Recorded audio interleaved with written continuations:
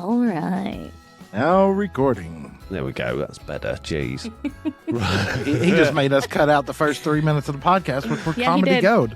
Yeah. Comedy gold. Y'all 56 totally missed out. Y'all have no clue what just happened. Do you know what? If they were patrons, they'd know. Because, it's in the live patron chat. Just saying. Okay, right. Hello and welcome back to another unofficial episode of the Unofficial Minecraft Unofficial Podcast. It is unofficially episode number unofficial 49 unofficially, and this is the unofficial live show that we're doing because it's the end of the month. Christmas has just been, you can't tell, but I think we're probably all a little bit lethargic of Christmas and December at this point. Yeah.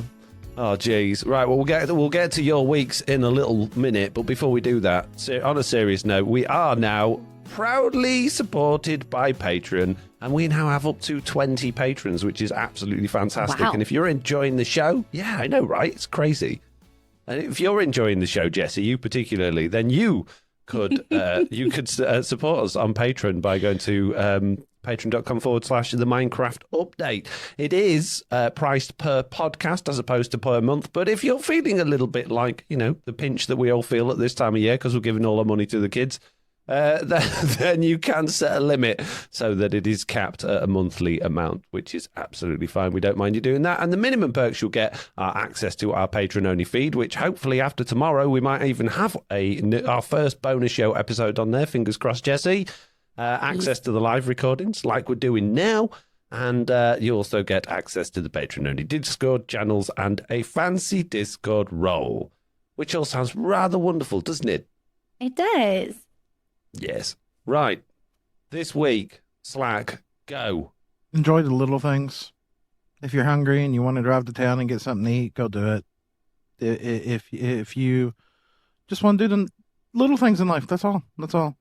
Plus, I've gotten some help, I guess you could say, and addressed some of my anger issues by getting back on some of the, I guess you would call them go happy pills. So I'm readjusting to that. Look, my rage was getting the best of me. It was. Yeah. It was consuming me, and I was losing the fight. I was snapping at everybody. And I mean everybody. I was even snapping at Jen. And I was snapping at my family members, and it was just getting out of hand. It was just... So I threw in the white towel, went back on the meds, and just trying to readjust. Mm-hmm. So other than that, it's enjoyed the little things out of life. Like yesterday. Yesterday, I had no desire to go to town or nothing like that. I was sitting here, and I thought, man, I really want to just go eat out today. Just go have lunch in town. I've been sitting here, been working. I edited the video and everything. So I just got up and went down. Ended up going to town, ended up having lunch, getting my hair cut, getting a shave, coming back home. It's just enjoying the little things for me. That's good.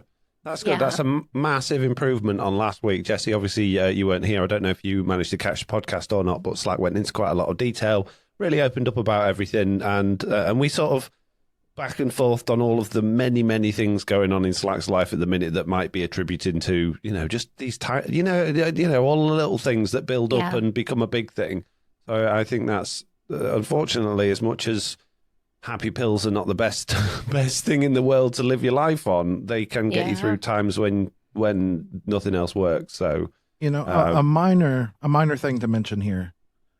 I don't like them. I genuinely don't like them. I don't like how they change my mind because when I'm not on them, my mind, the best way I can ever describe it is just like a shotgun shell, or there's 100 pellets going in the same direction. And when I'm on the medication, I'm a single shot, like a rifle bullet. I can I can only have one track mind. That's it. I can't think of 100 things at once, and I don't like that changes that about me. But it's coming to accept that for now. I guess is a way to put it. I didn't ever realize that I wouldn't say I was unhappy with my life, and I'm not unhappy with my life. I got a great life. But I'm unhappy with some of the situation in my life right now, with, Jen being over across the ocean, me being stuck over here, and the kid on the way. And it's just, it really is frustrating, but there's nothing I can do about it. So I have to make the compromise to keep my own sanity until my life is the way I want it, I guess is the best way to put it. Yeah. That makes total sense, bud. And thank you for sharing. It's a tricky one. So thank you for putting yourself out there. But I'm you're 100% behind you. I think it's brilliant that you acknowledge it and that you're taking steps to deal with it, even if they're sort of short-term solutions just to get you through something. I think it's great. So keep it up, bud. And yeah, keep enjoying the little things, because it's the little things in life that make a big difference. Like me, because I'm only small. Yeah. Wow. Speaking of small things, Jessiie B, you're quite tiny, aren't you? Hey, I'm 5'3". It's not that small. Oh, you're pretty short. Yeah. I'm Yeah. short. Yeah, I'm pretty short. What's a little person like you doing this time of year? I guess you've probably been busy at the North Pole getting Santa and the toys ready, have you? Because you're elf size. I was sick. I were knocked out. I was down for the count. I got multiple sick in a row, and it was bad. Turns out that so I had RSV, so I had a really bad chest cold, basically, for layman's terms, right? I couldn't breathe. I was miserable. I was wheezy. And so I did a thing that I never do. And I logged off. I got off of everything. I barely was on Discord, even on my phone. I didn't check hardly anything. I was just completely done and spent, and I was exhausted. For the first time in years of my life, I was getting a regular 6 hours of sleep a day, which I know most people are like, that is not a lot. For me, that is a lot.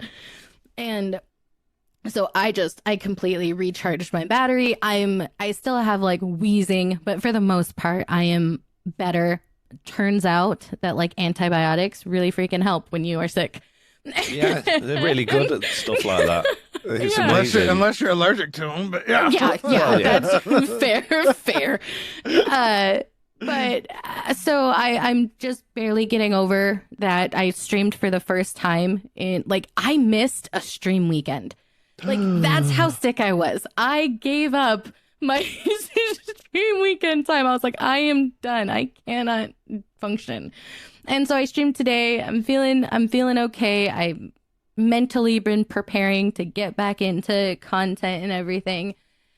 But unfortunately, now that I'm not sick, the hubs went back to work, which is not unfortunate. That is great. That is amazing. We're super excited. But so you can afford to be a patron. Yeah, wow, in a little bit. Jessiie B. Wow. Jessiie not doing her part. I've been supporting Foxy for five no, what? No. Wow. No, Jessiie, that's genuinely amazing news. I'm over the moon for that. Yeah. That's the wrong time of year to have lost his job. So that's fantastic that he's got a job again.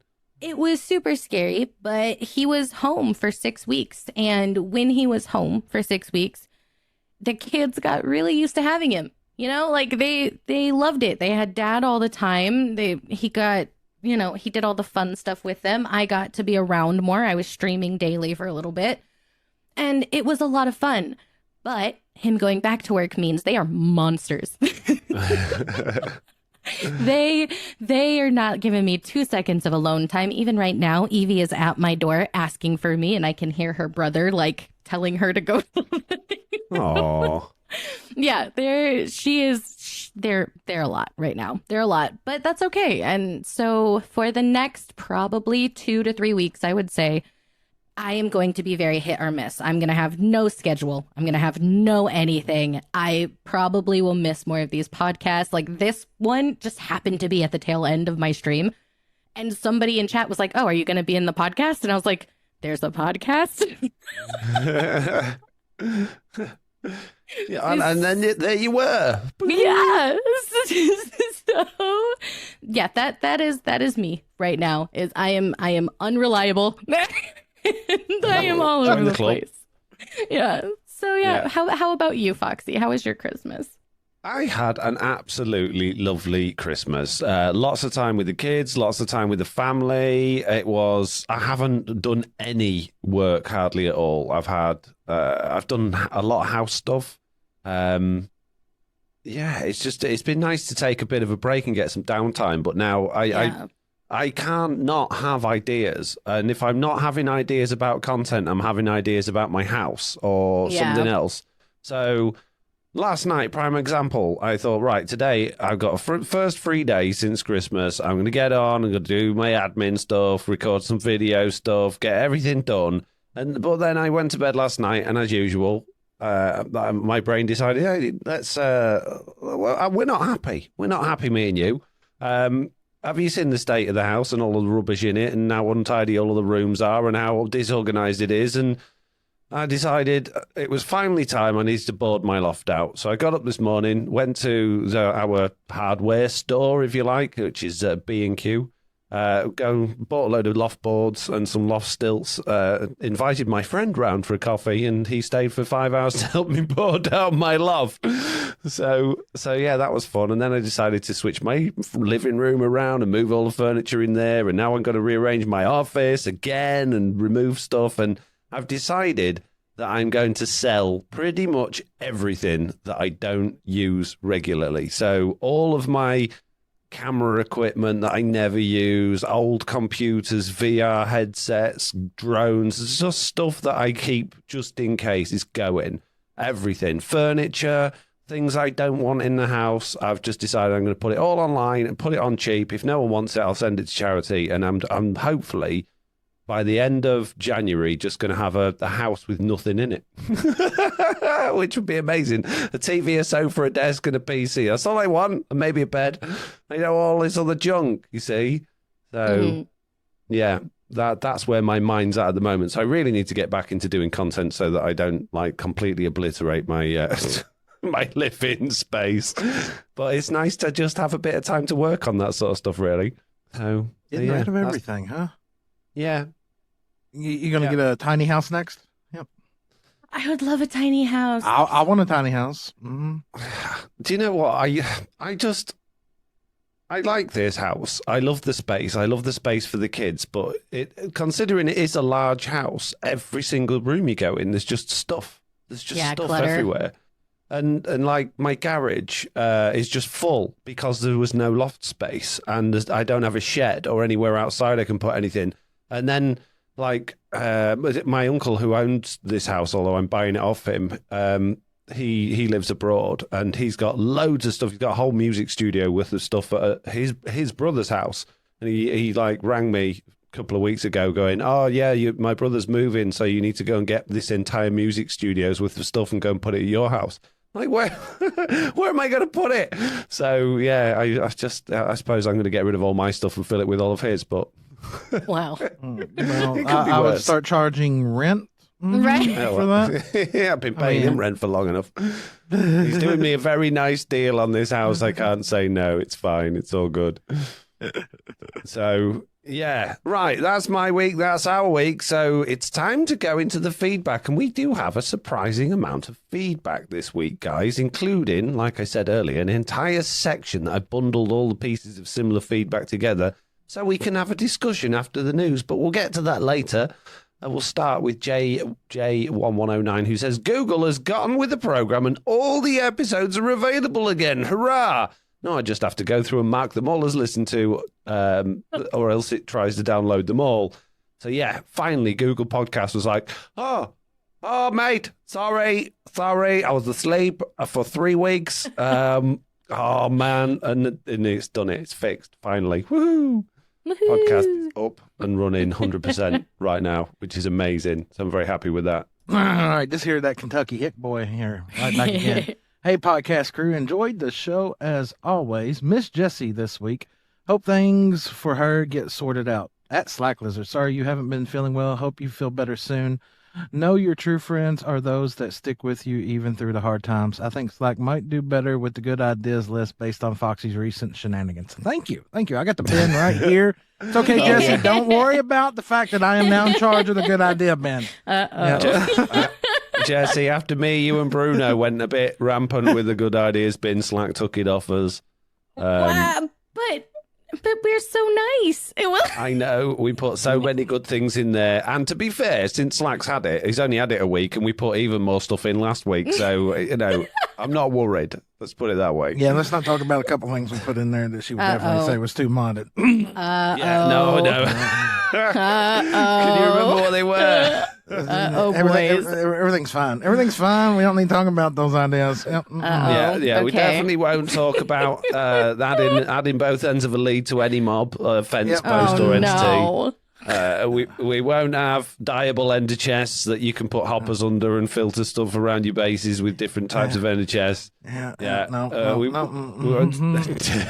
You guys are just trying to get away with murder with me gone. Wow. That's why you should be here, Jessiie. You need to keep us under control. I need to keep you in check. It's fine. Yeah, exactly. Mita Lansky says, hello, everybody. Sorry for my bad grammar. I really wanted to know the thought process about how Mojang considers something is intended or not, or when something is a bug or a feature. I agree with the game changing, but changing for better. For example, they could add TNT, drop 100% of the items like it does in Java. I'm pretty sure it would be very easy to do. We got gassed. Yeah. Gas do that. Mm-hmm. They do. They're not quite as easy as duplicating TNT, though. The thing is, if Java Edition didn't have duplicating TNT, no one would really care about the 100% drop rate, I don't think. Yeah. Exactly. That's the thing. Yeah. Yeah. You take away their TNT dupers, that's where they would get mad. They would accept probably 70% loss, or whatever. It's their TNT dupers that make that so prominent. Their world eaters don't use chests with flying machines to dispense TNT. No, it makes TNT out of thin air. Yep. Yeah. Yeah, and in terms of the thought process, how they decide something's intended or not, well, I would assume if it's intentional, they mark it as intended. And if it's not, if it's an accident or a bug, they probably mark it as not intended. So, like campfires not catching you on fire, right? Yeah. Yeah. Obviously, flame they've arrow got... doing it, yeah. They're not just like, there's a bunch of developers there. They're not just going, oh, I think this is a good idea. I'll add this into the game. There'll be a plan. There'll be like a what should be here and what should be there. But obviously with a game like Minecraft, when you've got so many things overlapping, there are grey areas and they've got to make a decision. Well, should we, is this good? Is this bad? Is this game breaking? Are people going to like it? Is it going to change things? And they got to, I'm assuming they'll sit down and have a meeting and go, we should probably remove that. Or, we'll leave that in. It's not too much of a problem. It's a bit of fun. So, yeah, I guess. Totally guess. Anyway, Stitch Fix says, it's like you're going through a lot. I feel for you. I've always been kind of hot-tempered, and then you add ADHD on top. Anyway, I got put on depression, anxiety med for completely different reasons, and it really helped my attitude, in inverted commas. So, yeah, Stitch Fix also getting some help there as well, which is nice. Mental health is a real issue that I don't know why there's such a stigma attached to it, because we all suffer from it. We've all had those nights where we felt bad or just everything's went wrong and it's just affected us in a hard way. I don't know why it's one of those things we feel we can't talk about, especially in this day and age. Yeah, exactly. That's the thing. There's so much learning has been done, like scientifically, medically, on all of this sort of stuff. It's so recent. If you think of like world history, it really has been the last sort of 20 years that mental health has really become something people are starting to understand. Before then, it was very much, oh, shut up moaning and get on with it. Why are you a weirdo, Exactly. And because there was just no understanding of it. And I think we're still technically just on the tail end of that generation. Us, I mean, me, you and Jessiie, obviously our age, we still got those parents and grandparents that they don't get it because it didn't exist go walk before. It off. Yeah, go outside and just go do some work, And that does make you feel like weak or, like you're cheating or you're not capable on your own, and no one wants to feel like that. And I think the fact that you can realize that you need help and realize that that's an issue and be strong enough to put those worries to one side and deal with it is a much stronger attitude. I mean, because it makes no sense. It makes no sense why you can be down and out when everything is going even by your own standards, good in your life. Yeah. And you just be, everything be going good. You'd be having a great day. And all of a sudden you just break down crying just for no reason. Yeah. Oh man. It is a really hard thing, and it's one of those things that I'm really happy. I'm really happy for the next generation that it is more acknowledged, right? Like it is more, I won't even say accepted, because people still get judged for it. I mean, heck, like I still get judged for it. Like lots of people still get judged, but it is, you can find more of a community now, and to be like, hey, just sometimes our brains aren't wired okay. Just sometimes things happen, and you can't let that make you feel like a failure. You can't let that make you feel like you're broken or something is wrong. You just have to acknowledge that, sometimes some things aren't okay. And I am so incredibly proud of you, Slack. Like genuinely, it is so hard. And I will say, like, I will say something that I typically don't, but I know for men it's a lot harder in general, because there is that attitude that you have to man up. You just have to man up and deal with it. Like it's fine. And I hate that so much. And so anytime anyone I know is like, I'm struggling, I just like, one, I just want to hug you because that sucks. But two, just I genuinely, it's really hard to admit that something's not okay. So genuinely happy for you.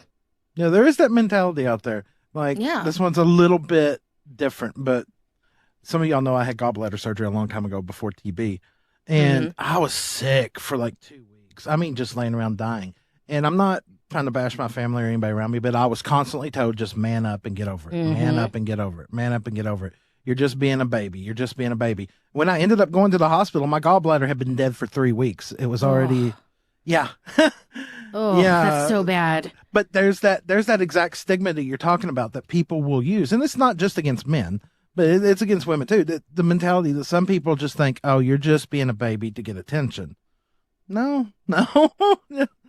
Sometimes there's just something wrong. Sorry, we're getting sidetracked with mental health issues, but yeah. Okay. One last thing I'll say on that is something someone said to me years ago, and it's always stuck with me, is that we're all just a big bag of chemicals. Each one of us, we're just a bag of chemicals with stuff fizzing around, and the crazy stuff we put through our systems these days, the processed foods, the fizzy drinks, just the stuff we eat. We've no idea what's in there, and how do you know with all of the different things that are going in, what's going to react with what? So there's a million things that can affect your mental state, from being genuinely depressed and upset or whatever to just diet, bad food exercise. Combination. Yeah. Eating things like blue Smarties used to send me crazy as a kid because of the E numbers in there. So don't ever be afraid to say I feel bad or I'm feeling down or and it's fine.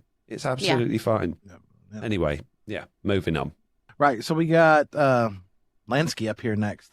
And about removing trident killers for sweeping edge. I have a question to ponder. How much do you like Bedrock? The beautiful thing about having two versions of Minecraft is that you can choose which one you want to play. Trident killers are not OP when compared to Java farms that use density cramming. See, I'm going to go on that one and say that's an opinion on how you want to play the game real quick. There's no right or wrong way to play it. And just because, as an example, I think trident killers are cheaty, doesn't mean they are. That's just my opinion.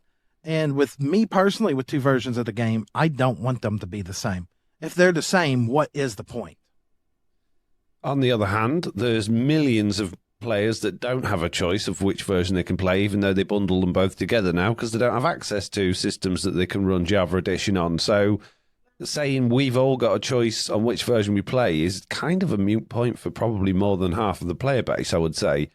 But yeah, it totally comes down to personal choice. If you like Trident Killers, you like Trident Killers. If you like Entity Cramming, you like Entity Cramming, which is a feature.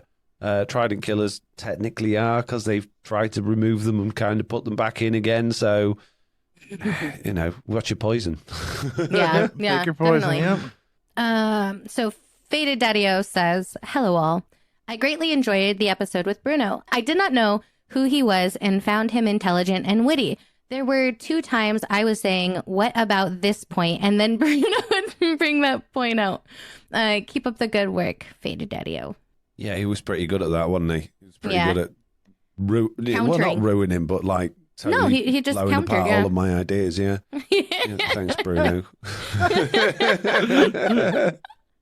He said he didn't like your ideas. That's not... Plod says, I'm an episode behind, so I've just finished listening to the one with Bruno. He mentioned the Schematica mod on Java as a reason for preferring Java over Bedrock, and I need to point out that there's a Bedrock equivalent of that mod called Litematica. But as someone who makes content on both editions, I still agree that you have to look no further than Replay mod for a big reason why making content on Java edition is much easier than on Bedrock. Like Foxy, though, I just prefer the feel of Bedrock edition, though I have a better understanding of Bedrock mechanics. I really hope Mojang will continue to open up more APIs to allow ever more creative add-ons on Bedrock Edition. In recent change logs, it does seem like they're trying to do that, but the ability to record Bedrock server gameplay and rerun it locally as spectator still seems a long way off. It's not as far off as you think. Yeah. It's not as far off as you think, because Hatter, the one who made the structure for Bedrock Edition, has done it, but it uses some questionable things, doesn't it, Foxy? Yeah. The other thing I'd say with that, I know, I don't want to say it annoys me, but you don't need replay mod to make Minecraft videos, right? You put a time lapse in your video, it's not going to make people watch it or not watch it, because a time lapse is in the video. It's not the thumbnail, it's not the title. If people have watched your video for long enough to get to the time lapse bit, which is probably not going to be right at the beginning, they're already watching. So, in my personal opinion, I have no desire or reasoning to think that those are essential for making videos. If you're making purely story-driven videos and you want to do everything third-person cameras and make them very cinematic, then yeah, replay mod's great. But for just standard Let's Play stuff, it is completely and utterly pointless. You don't need it. But people hang on these things. I have to have this in order to make my content better. And you don't. You don't. I agree that it's not necessary, but I absolutely, as somebody who does both and the kind of content that I do, it would make my life 1,000% easier, and I would want it 1,000%. Like, so it's, I don't think that it's pointless, and I don't think that it's not needed for some things or that it's not great. I just think that you're right that it's not necessary, but saying that like it's pointless is wrong. Okay, it does have a point. It has a place. It totally has a place if that's what you want to do. My point there is, with it being pointless, is that if your content can't stand on its own without replay mod, then you're doing something wrong with your content. Your replay mod does not make your content more entertaining or more watchable, but it does allow you to express your creativity in a way that you want to express it. You've got more freedom to show things the way you want to show them. But it doesn't, I genuinely don't believe it makes anyone's videos look any better, because we've had that, oh, wow thing ages ago with replay mod. I don't think that exists anymore. I don't think people see a replay mod time lapse and go, oh, wow, anymore. I just think, oh, it's just another time lapse. Well, I think that comes down to, I just think that comes down to play style and like what we prefer and how we do things. So that's I don't like what is the word that I'm looking for? I can't think of what I'm trying to say. But I think the thing I would say is it's depending on what type of content creator you are. Yeah. Yeah. Like if you're more of a mechanical and stuff, you can do all of your stuff first person. If you're more story driven, you can do all your stuff more first person. But if you're wanting to show off large, mega terraforming projects and show the build process, like some of my favorite videos are suddenly I see something on YouTube and it's like, I turned this ocean monument into this biome. And like half of it's time lapse. I enjoy that, you know? Yeah. Because it's total opposite of the content I use and do. Yeah. Yeah, fair enough. There's, again, this is totally subjective, isn't it? Yeah, definitely. Mm-hmm. It's the definitives, right? Like I don't like anything being like, oh, it's pointless. No, it's just pointless for you maybe, or it's pointless for other things. It's a personal opinion. Whereas it definitely might not be needed in general, because I don't think that it is. But for some people, that is the reason either they pick Bedrock or Java. And I don't think that there's anything wrong with that. If that's what you want to do. At all. I doubt these days that people are gaining more, boiling it down to the very, very basic black and white, mechanics of it all. I don't think people are getting more followers or subscribers because they've used replay mod than they would have done if they'd just put an alt account there and just filmed it from different angles. That's what I'm getting at. Yeah. No, maybe they will. Maybe there are a few that see that and they go, wow, that's amazing, I'm going to subscribe. Maybe.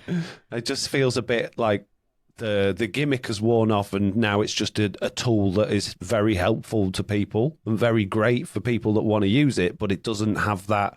For me, it doesn't have that impact that it used to have. Yeah, I can agree with that. I don't think that it's the reason why anyone watches anyone. I think that would be silly to think that was the only reason somebody was watched. But yeah. I know we're not supposed to talk to chat right now, but Jen's just said, I get more views on stuff that doesn't have time lapses. And that just reminded me, my Oliver and Jack used to say to me, if I had time lapses in my videos, can you make videos without time lapses? I find the time lapses boring. I don't want to watch them. I just want to see what you're doing. Those comments, yeah. So, but again, that's your viewers, isn't it? That's not if you've made your content from doing impressive time lapses, then that's what they're there for.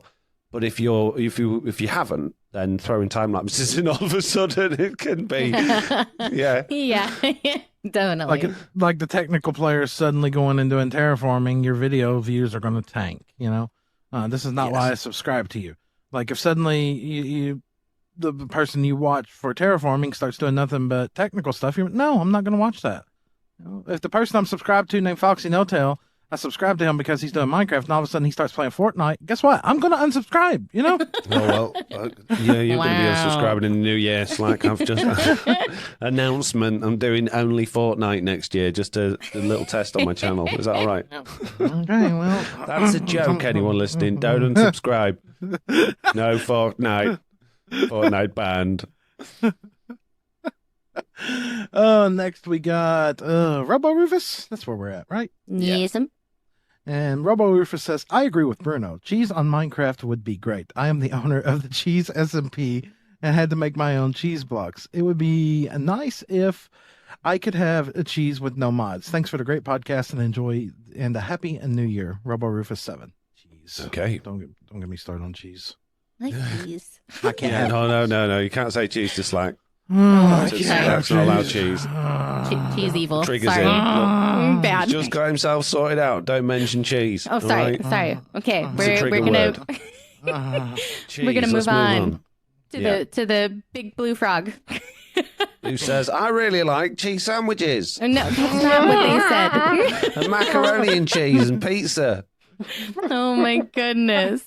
No, what they actually said was FS and J in the unsniffable episode. Yeah. The unsniffable episode. You said that the perfect potion for being undetectable by the sniffing warden would be onion or garlic. But that we don't have onions or garlic in Minecraft, but we do. The blue flower that looks like a lollipop is allium. Allium is the genius of plants. Is it genus? Genus? I don't know. The genus of plants that includes onion, garlic, scallions, and shallots, leeks, and chives. Wow. So a potion made on a brewing stand using allium would be perfect for covering up the player's scent. Well, there you go. Smart people. Thank you very much. Big blue frog. Big blue brain, I think. Good job. Amazing. Many. Yeah.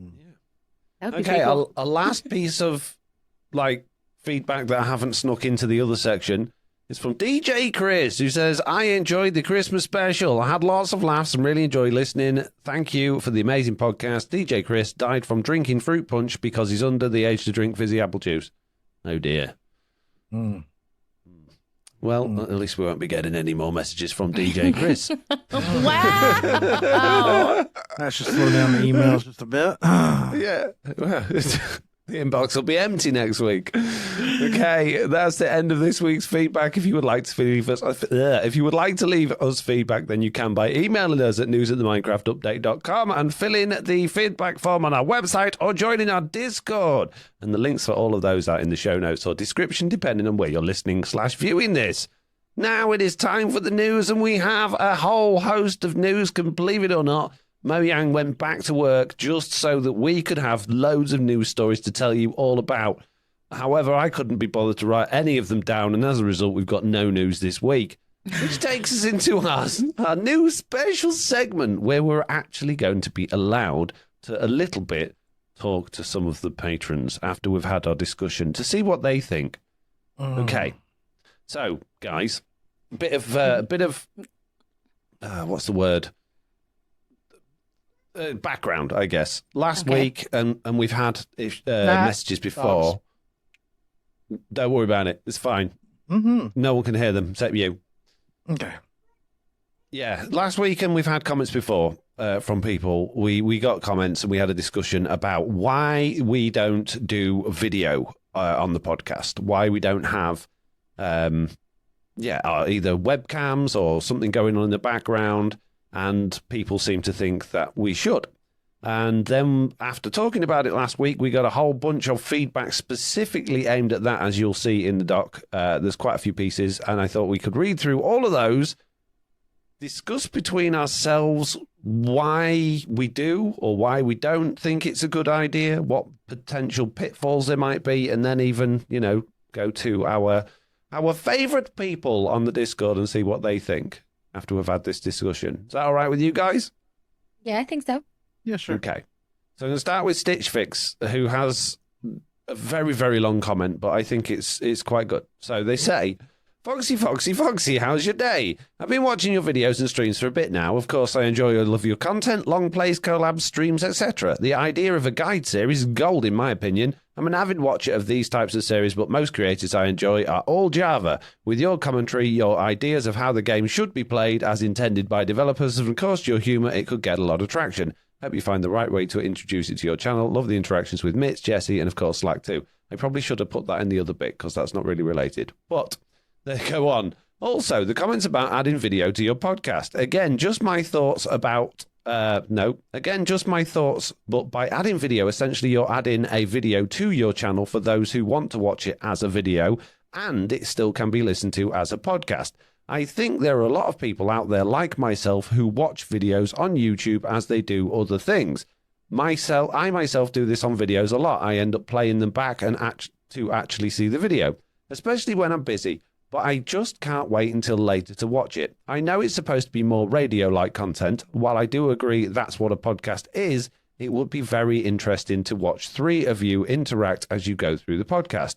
The three of you have some pretty great moments together on the podcast, and I could understand why people would want a video as you're all cracking up about a good idea or comment. I don't think it needs to be very polished. As always, much love, Foxy, Jessiie, Slack, and any other awesome guests. Merry Christmas. Which... yeah, okay, so let's read all of these bits of feedback. Okay. So if we want to take it in turns again, and then we'll talk about it. Rotated dino face? Is that where I'm at? Mm-hmm. I do this with the Star Trek and what? Tyson recorded Star Talk and Neil deGrasse Tyson. Star Talk and Neil. I don't know what that is. It's recorded with video, but also released as a normal podcast, and they just record their hangout and release that. And Out of Dutch says, this is actually what I was talking about between Star Talk with Neil deGrasse, Joe Rogan, some Jordan Peterson stuff, occasionally live streams from Distractable. Video is a great bonus to podcast. Gives you the option of listening while driving or working, but also being able to go back later and see the hosts and the fun they're having. Thanks for the audio tips, guys. I really appreciate it. I have some fiddling to do. Victim says, I love this being an audio experience, not relying on video. I listen to most podcasts on YouTube because I have YouTube Premium and don't get commercials. Rotated Out Face says, I listen to a lot of podcasts, and a good third of them have video versions, which is used as a Patreon-only perk. Okay. Yeah, first thing I want to say is that I watched The One Show, which is Linus Tech Tips podcast, and it's weekly. And I don't listen to the podcast. In fact, I probably wouldn't listen to the podcast, but I do enjoy watching it, as daft as it sounds. I didn't discover that as a podcast. I discovered that as just a video on their channel. And it is very engaging to see them talking about what they're talking about and interacting with each other. But they're in the same room and they can have eye contact. They can talk to each other. They can show you what's on their laptops. And it feels very much unedited, but obviously they're very professional, have been doing it a long time, so it's quite slick. For us, I got a few things that I think would be tricky. If we're all doing it as a video, obviously we all have to record our webcam separately. Send over video files which are going to be substantially larger than audio files, which I've got to then download. I then got to edit 3 video tracks and 3 audio tracks plus the music and everything else instead of just 3 audio tracks. DaVinci Resolve is really buggy when it comes to putting any audio effects on the audio, so I'd either have to process the audio separately and then drag it in, which would be really time consuming and problematic, or we would just end up with a very raw podcast, which is kind of what I've prided us on trying to have a quite high quality, well edited podcast. The other thing with video is if we've got all of us on webcams and I put the amount of cuts into the video as I currently do with the podcast to take away the pauses and the gaps and the bits where we overtalk each other, you're going to have a very, very jerky looking video. So all of a sudden, what might sound like a relatively professional, I would hope, and polished podcast would suddenly, for the people listening, unless I'm going to edit 2 different versions of it, be a lot less polished and edited and more raw, which isn't necessarily a bad thing. Maybe it would still be just as enjoyable, I don't know. But the entire process would become a lot more significantly longer unless we just took those videos, put them all together and went, there we go, we're done. Okay? Yeah. Alternatively, you and Slack and I could all stream our video together through a restream service and record it all together at once, which means I wouldn't need to edit. You wouldn't need to send me 3 lots of video because I'd just be able to capture yours separately through the whatever stream system we used, which could be a way around doing that. But again, it would be very raw, which I don't know if I got a big issue with that, but I kind of want to get your thoughts on this. So Slack, obviously you've been very steadfast before in saying it's a podcast, not a video, but I think there's some really interesting points there, and I think there's a lot of weight behind a lot of those points. I'm still the firm believer of treating this more like a radio show than a video show, even though, like, you were talking about how Joe Rogan, first when I found him was via audio stuff. I didn't even know he did a podcast, and I listen to and watch a lot of his now, but I don't know. It feels like we would be missing something in the atmosphere. I don't know how a podcast in this regard would work because we're not all in the same room. We're all not sitting together.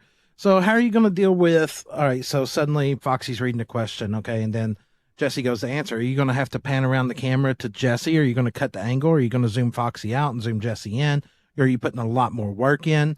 And then, as Foxy was mentioning too, with the video editing that we do as content creators, dead silence is the enemy. I mean, Foxy literally is taking our Friday events and running it through a program called Recut to do nothing but cut the dead time out and then publish it. How's that going to work for us using webcam audio? Plus, he's got to sync everything up. And then what if things happen on camera that you don't want there? What if, Jessie's there and all of a sudden her little one runs into the room real quick? And what if Foxy missed it when editing? You know what I mean? Oh, yeah. Yeah. So that was exactly going to be my thing, is with the times in which we have to do the podcast, the Hubs isn't home. So I don't have that buffer to keep the kids out.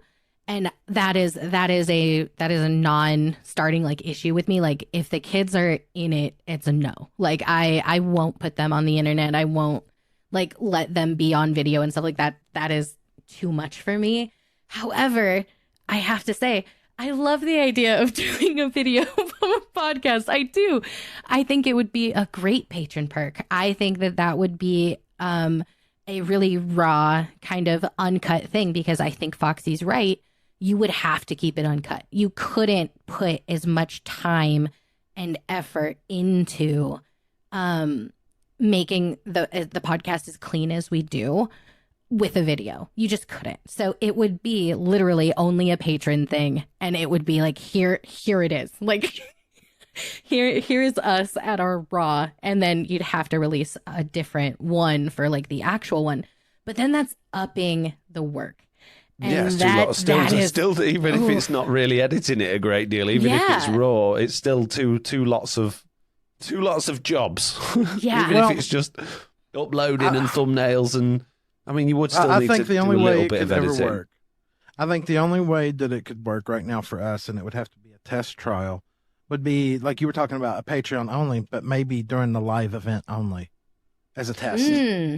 But like literally, that's like what we're doing now. We'd have to set up a different channel because you can't do cameras in here, I don't think. But you can set up a channel where you remove everybody's permissions. They couldn't do nothing but just view. So we could have our cameras on while we were recording it and everything like that, and people could see our live reactions. But then there'd be no editing for the video or nothing like that. Then we just give Foxy the raw audio files like normal, and he puts out a normal podcast. I think that would be the only way to even test if we even liked it or not, or how it would even feel. I don't know. It's a very touchy area. What do you think, Foxy? I'm glad you both picked up on the patron perk thing, because maybe I'm just stupid, but how do you do a video as a patron perk without everyone else being able to see it? Can you upload it to Patreon? Well, you can. Yes, you can upload videos exclusively to Patreon. Yep. What, you like make a post. It's big, a post long and 2-hour only videos. Yep. Yeah, I'm pretty sure. Yeah, or they have you list it as private on YouTube, and then it links to Patreon, so anyone in the Patreon can see it. I think there are the two options, but yeah, you can upload it directly to Patreon too, I believe. So the computer game show podcast that I refer to quite regularly, they not long ago started streaming all of their podcasts, and what they do is there's 4 of them in the show, there's 4 hosts, and they cut the screen into quarters, and they basically three of them stream all of their video to one of them that then basically has them all in OBS in the different corners and then streams that out to Twitch. So I'm not saying we do that, but there's no reason if we're going to go down that road, what you guys have just said, of doing it for the patron only live ones, which would be every other month. We said that we could find a way of doing that where you guys could stream your video to me, and I could just share that. Yeah, cut us up into quadrants, maybe have our logo in the bottom right or whatever, and have that going out to there, which I wouldn't have an issue with at all. Zoom meeting. Isn't like video and audio quality on that just garbage though? Zoom? Skype's not so bad. Skype's got pretty good audio. Zoom's awful. There's ways where we can get the video across. There's multiple ways. Well, Mitch uses that, what's it called? She does it for my live streams with Mitch. She sends it through, I think it's called Video Ninja, and you can just send anything through. Yep. So that's a way of doing it, because it only needs to be the video, not the audio. Yep. So there are ways around doing that. I don't think that would be a big problem. But then then after the live stream, is that just gone then? Is it kind of like Snapchat where that video's just disappeared? Or then do we post that as a Patreon video? See, I'm not even talking about doing it as a Patreon video. I'm talking about doing it as just a Discord Patreon perk. Right, okay. Oh, so you're saying no video at all. Like, okay. It's a perk of being a Patreon that when we're recording a live show, you can be here and see our real reaction. Okay. But no video, nothing put out there as the test. I say that's how we start, as the test. Just like the next live show we're going to do, we turn on the cameras, but we don't record nothing. It's just a perk for Patreon. Okay. And the only way you can be part of it is to be in the Discord.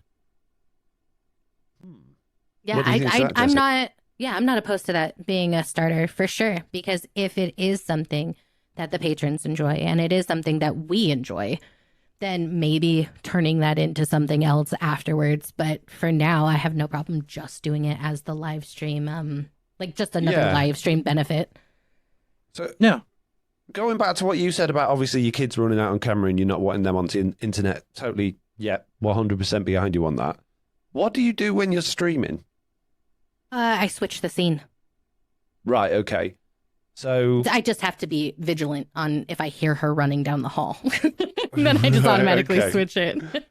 Right. So we could perhaps, because you got a Stream Deck for Christmas, didn't you? I did. Yeah.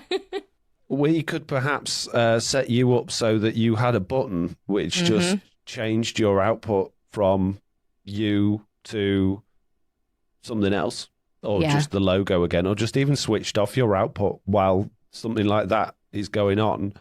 And should you misclick or something happen during obviously the live show, we're only going out to a handful of people in the Discord. But if we did want to make that into a video, we'd just have to be probably we know that happened, so just cut that out of the video. Yeah. Because there's so many things with the Stream Deck. Like you can kill your mic, you can change this, you can do this, you can do that. There's probably an add-on out there that would specifically turn on and off your camera.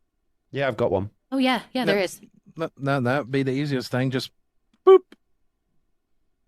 Yep, camera right, off. okay. Let's have a see what our patrons think about all of this then. What emergency button, says Jen. Turn those cameras on now, says JJ. What else have we got going on there? Have we got anything of useful opinion, or is it just all comedy jokes? I think right now it's mostly jokes. But yeah, a bunch of people have said, yeah, that would be sweet. That sounds like a good start. Sounds fun. So it seems like, for the most part, people are into the idea. I mean, does that seem like a fair Patreon perk as well, is what I'm just asking there? Yeah. I think that's better than what we've got currently. You get to see our faces, yeah. 100% good idea. Good idea. Okay. If it doesn't release anywhere else. Yeah, see, that's what I'm thinking. Facial reactions are fun. I agree. They are. You get to see us rolling our eyes at each other. Exactly. That's going to be the thing. Y'all don't know the number of times I roll my eyes when you're talking about something's a good idea.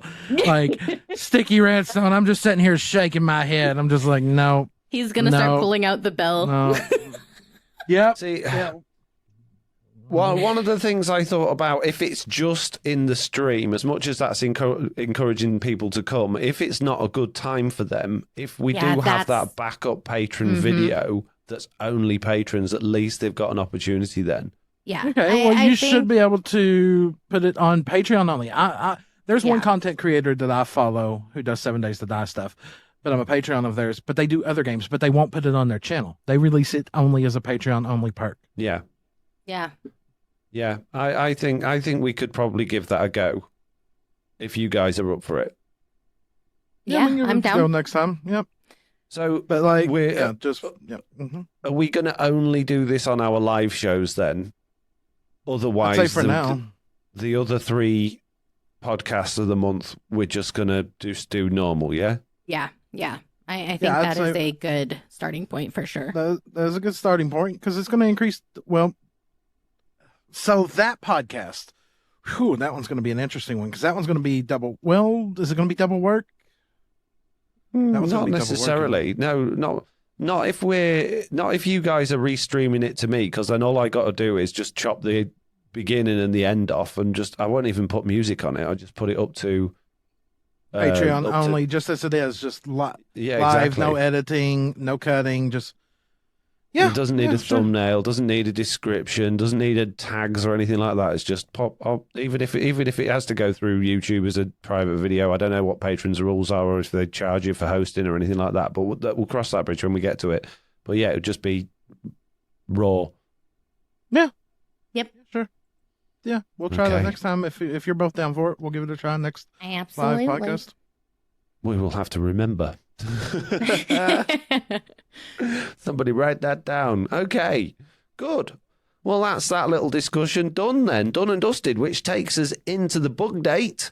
And we got a handful of community bugs, but Slack, you've got one there as well. Oh, the one I got is it's the weirdest bug I've ever seen. On Slackville, we're in .50 because on TV we're still on what 40? I don't remember. But in .50, I'm experiencing. It looks like you go to a body of water and it's just like long strips of it are lit up. You know how the chunk borders used to go black? Mm-hmm. Now it's just bright, like there's glow lichen or something down there, but there's nothing underwater. It's just random patches of lights, and it's a visual thing, and it's just driving me insane. One day they'll get it right, Slack. One day. You mean they'll actually get the game where it's just normal colored, not chunks black or chunks really white? Yeah. Yeah. You're seeing that too? Yeah, it's annoying. It's bizarre. It's bizarre. That was to Kentucky Hick, by the way. It's just written in the patrons only. Yeah. Very strange. Okay. Well, from our community, we got Brood591 who says, not sure if this is a bug or if it's just a change that wasn't mentioned, or it could be I messed something up. It used to be that if I had a partial stack of something in my inventory and I double-clicked it, the game would pull all of that type of item out of a container or my own inventory into a stack of up to 64. Now when I double-click on an item in my inventory, it moves it from my inventory to a container. It's kind of annoying when exploring now and you find chests with the same item scattered throughout a chest. If that's a 1.19.50 thing, maybe, because I haven't really played in that, but normally that happens if you're holding shift, right? Yeah. Normally, I was just going to say that's a shift thing. Yeah, perhaps you got sticky keys on Brood. Maybe. Very strange. But yeah, I haven't noticed that one myself. Either of you guys seen it? No, I haven't. No. Very strange. Sounds weird. Okay, Slack. Lucy is up next with Drown was hitting me and my villagers with trident from under a layer of topstone slab brick. Hopefully this isn't an intended feature, but I made them all full blocks now. Y'all were suffering that at the beginning of this season of TV in your boats, weren't you? Yep. Yeah, if you have half slabs, they will hit you through it. That's, it's a thing, and it's pants. I don't like it. It is big pants. I don't like that one, but yeah, it is what it is.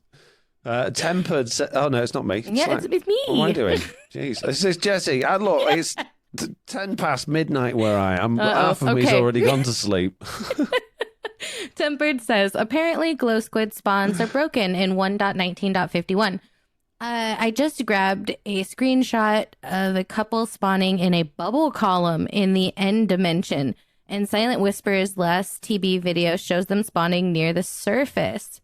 Really? We've had this one before as well. Yep. We talked about it last week. Slack. Bugs coming back. Uh-oh. Yeah, so glow squid in the end. Good job, guys.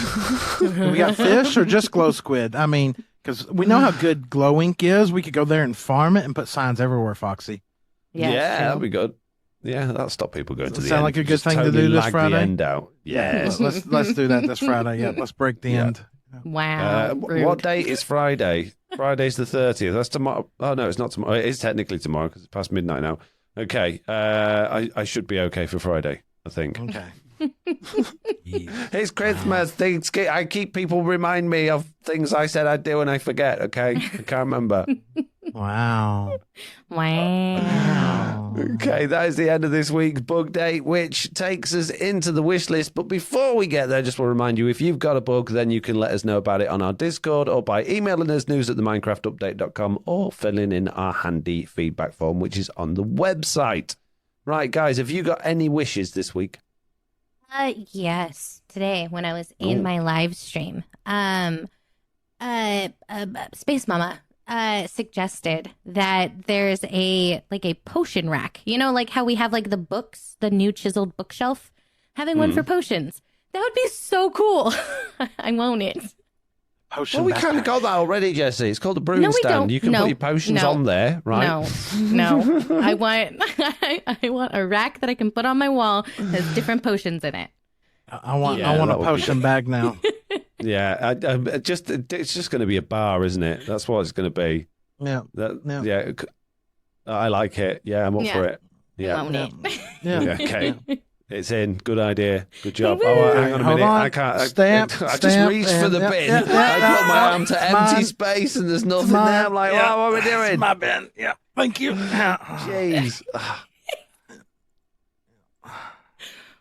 Wow. So did it go in then, Slack? Yeah, I put it in there. It's fine. Woo! Okay, good. Okay, right. Benji says, "Hi everyone." Spotify says minute. Oh, this was feedback. What a moron. Spotify says minutes, not hours. Second, listen to on the podcast. Yeah, last week we were like, "How could you listen to 9,000 hours with the podcast?" It was minutes. I realised that while editing it, and they've reminded me there. So yeah, that's feedback as well. Why is this in the wish list? Yeah, I'm Damn. not sure what's going on here. I'm looking at these and I'm like, huh? They're all feedback. Oh, Yeah, what have that- I done? They don't belong You right. Well, I'm sorry, You Benji. Your feedback is broke gone. it.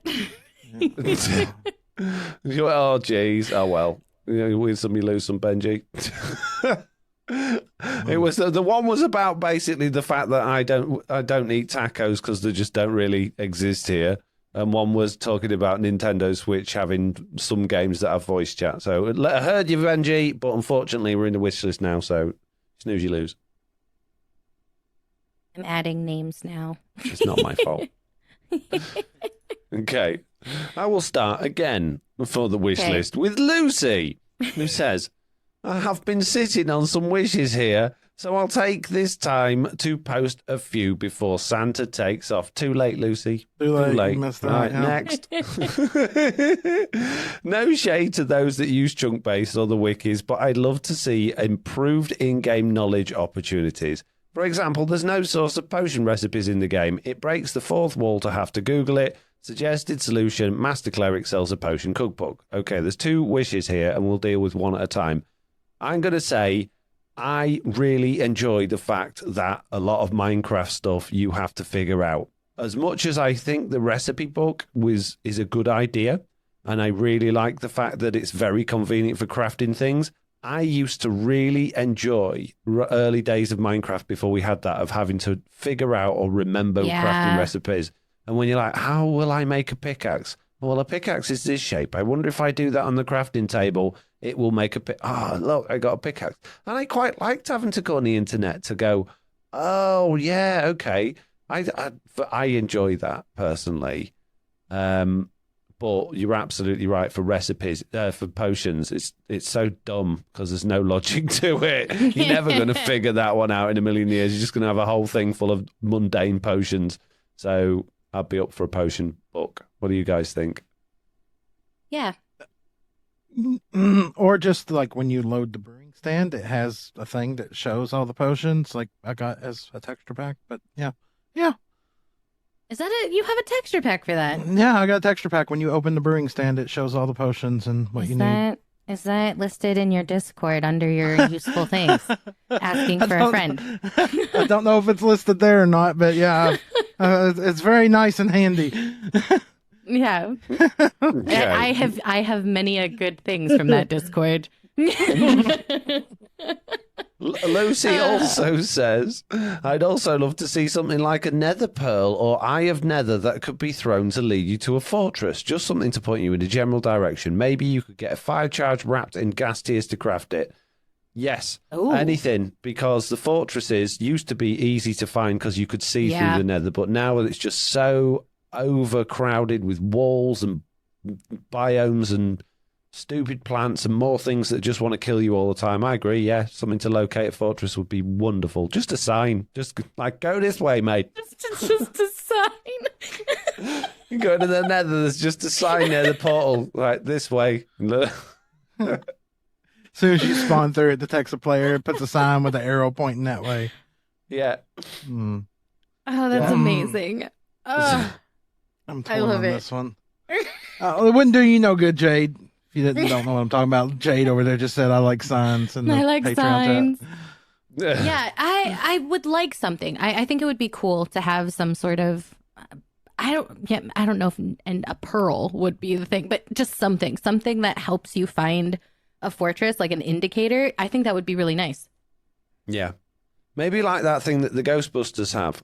You know, where they like the thing flaps down the side. Beep, beep, beep, beep, beep, beep, beep, beep, beep. One of those. Yes. No. No. Not going in there. No. So did we have the potion recipe book? Yes, the potion one. Yeah, I'll put the stamp on it now. Hold on. There, that one's stamped. Ooh, that nice. one's in. Yeah, but you've the got a other nicer one stamp is than not. I have. No. Okay. So, jeez. Okay. No. Wow. No, you got to find your fortress. Sorry. Yeah, you got to go 4,000 blocks in the wrong direction and find 58 bastions, 4 million hoglins. Lose your gold because you've just been walking. You know what that you should have long, it's all done? gone. You should have just got on a strider and just looked around easier. Yeah. Wow. Yeah, the striders that can't go anywhere because everything's a wall or everything's a one high block gap above the lava. So as you walk through it on your strider, you suffocate to death. Yeah, great, love it. Sorry, can't help you I'm out up there. for How much fun did we have that season on the striders? We never went back though, did we? No, never again. You left yours chained up down there underneath the fortress, and I left mine over there at the ruined bastion. Yep. Yeah, that's how much fun we had. We never did it again. I actually went to get mine back. I flew all the way over there in the nether. It was nice, and then it became that time where certain people logged on and crashed the server, and it rolled back. Yeah, and I never went back again. Yep. No. I really thought for a second you were about to say it was that time of the server where someone just logs in and sleeps, and I was like, that has nothing to do with anything, Slack. Wow, Jessiie on the defensive before it's even been. Oh wow. Okay, Slack. Me is John. Right. Me as John is up next and says, I like Lucy's Cleric cookbook idea. Maybe if you extend that with clerics having a chance to sell all the potion ingredients, this would pair well with the magic update. No. Ooh, magic update. What's the point in having villagers that just do everything? You don't ever need to go outside then. No, throw it away. Yeah. Me as John, that was a bad one. No, that was a bad one. No. Wow. I think villagers already have too many things. They have too much power. Yeah. I think they need to be knocked down a peg or two. I skipped one. Oh, sorry. Don't worry, Jessiie. No one will know. I did. I know. Roth says, I would like to be able to shoot an arrow, trident, snowball at a torch to break it. No. No, but the next one I like. No. Okay. What is the next one? Okay, what's Foxy? the next one? Lucy follows that up saying, if I may piggyback on this idea and add placing torches with a bow or crossbow, perhaps with silk touch like enchantment or a tipped arrow. I just like the idea you can put a torch in a crossbow and fire it at a wall like you can firework rocket. It'd be brilliant. Yeah, I want a torch up there at the top of that cave. Bing.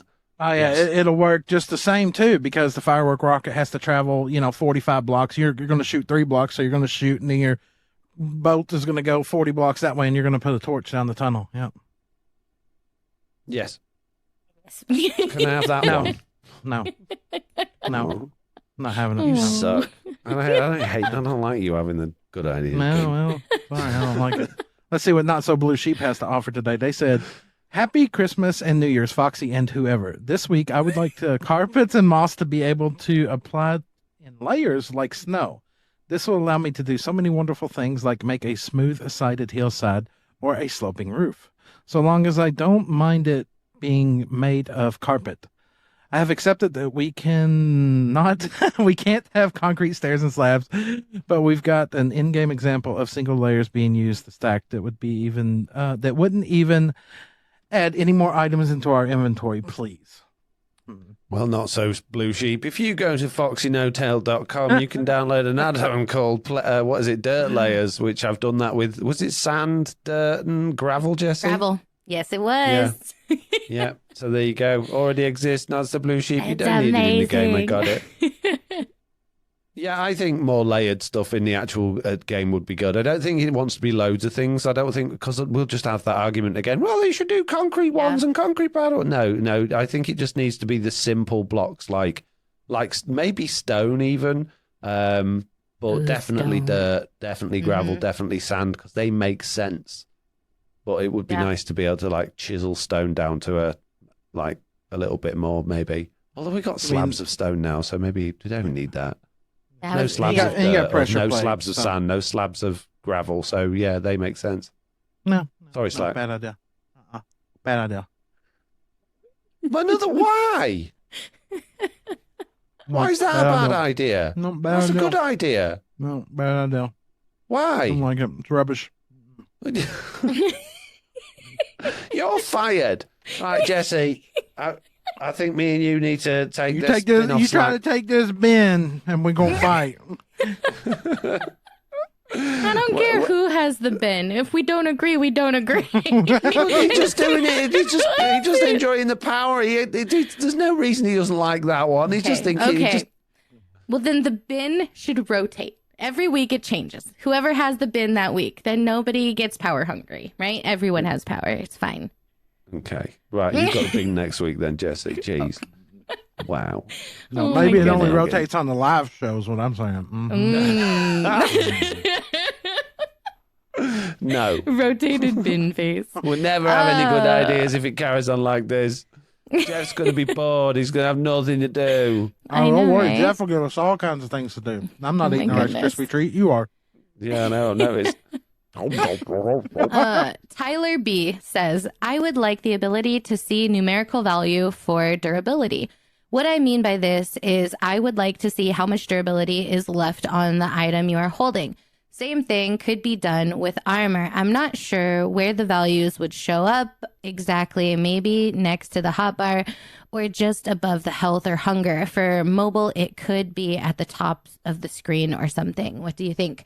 So Nope. I don't like the idea of it being on the screen or whatever, but I do like, you know how like when you hover over and you see like the enchantments and stuff, if that had a durability thing, I would be totally Why? okay with that. What do you Why mean do you why? need it? Because You've I got a want it, durability because I bar. like When it. it gets all the way down to the bottom, you need to fix it. Why do you need to know exactly how many uses it's got? It's totally pointless. Well, 'Cause I beside like the it. point. Beside the point, there's a pack out there that does exactly that, but it's super Is laggy. there? It's so laggy. Don't It's use so it. laggy. Oh my goodness, it's Oh. awful. And I don't When I want a see laggy people one. use it, I'm just like, why would you want to use that? Because it creates so much lag. But it does Well, then exist. no lag. Why do you need it? You don't need it. If your Because pickaxe is I- nearly broken, fix it. Because I mindlessly Exactly like your mine. carpet. You don't all need the it. It's time. Why do you need pointless. to mine to the last piece of durability? Why? Because- No, it's the fact What's that the you. point? For me, it's that I don't Okay, pay here- attention. If I have here- a number that shows me, oh man, I Okay, need here to you know. go, Foxy. Suddenly you're 10,000 blocks away from base. Your Elytra's half dead. Oh, am I going to make it or not? But where's the fun in? Well, you're still not going to know. You have 14 miles left. Well, how far is it to base? I don't know. No. And Jessiie, it's all right saying that, but if you're not noticing your durability going down, you're not going to notice to open up your inventory, to hover over the item to see how many uses you've got left. If you're already noticing it's going not down, wrong. you're going to... So it's totally pointless. All I don't right. think it's All right. So when I pointless. get just want it. I just want No. something that says when I get down to like 10 durability, a big red warning thing flashes on screen. Warning. Yeah, that'd warning. be great. Yeah, okay. And like you've hit the red line thing. Yeah. Okay, Yeah. like you know that aeroplane noise you get? "Wong," one of them. Yeah, Like, yeah, really- exactly. Not a very loud noise, not in your face, just a little "Wong." That's all you need. Yeah. Can we modify it and do that then? We don't need to see it. Yeah. It just tells us when we're in the red. Yeah, Yeah. done. I like it. Done. I agree. Stamped. In the bin. Yep. hmm Ish, red line noise. Stupid. Pointless. You Right. guys You can't can't see see it, this? but he's actually writing red line noise, stupid, pointless. In our I document. have no idea what that means tomorrow when I'm editing. Right, Here, DJ Chris hold on. says, Here, minus make it the fact serious. that I'm out. Oh, what did you say? Sorry, Slacker. Oh. Hey, you. No posting in the Discord. DJ Chris says, minus the fact that I'm with Foxy on dodge rolling, I would really like a built-in extra game modes like hardcore world editor mode, which would be a spectator mixed with world edit with a editor UI, of course. Camera mode, a timed mode where you have certain amount of time to play before you die forever. All of those can be achieved bar editor and camera mode with add-ons, or even camera mode almost can. You've got screen show ability. A hardcore's clearly on its way. Spectator, world editor,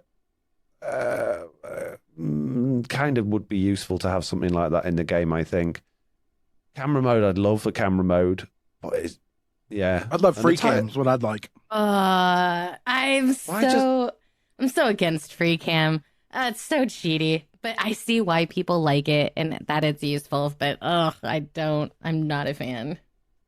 I just want to be able to, a little bit like you can in Education Edition, just pop a camera down, stand in front of something and take a picture, or just like you can in a lot of other games, Pokemon for instance, like take a selfie in front of something so you've got easy thumbnails. It's so annoying having to, you can never get a good angle. I wish you could shift the camera left or right or something like that instead of me just being dead center every time. Exactly. Yeah. Yeah. Agreed.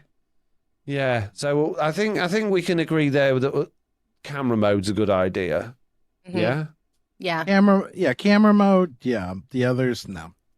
I think I don't mind the idea of a timed mode. Like you've got 10 minutes and then you're out, but I think that's add-on-y stuff, isn't it? Yeah, exactly. Yeah. So I'm not fussed about that in the good idea, but yeah, definitely camera mode. Okay, so Love camera a mode. Timer mode for kids. Yeah. You want parental controls. Yeah. No more time. Sorry, you're out. Okay, all right. Camera mode stamped, put in. It's in the bin. Yeah.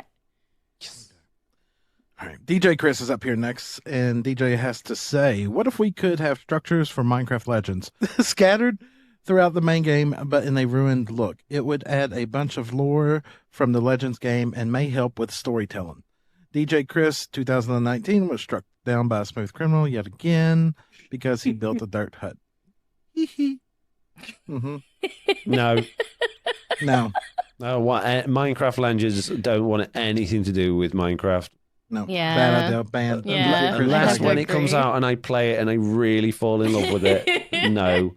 Oh, you're going to fall in love with it. Mm-hmm. Yeah, knowing Foxy, I'm so against this.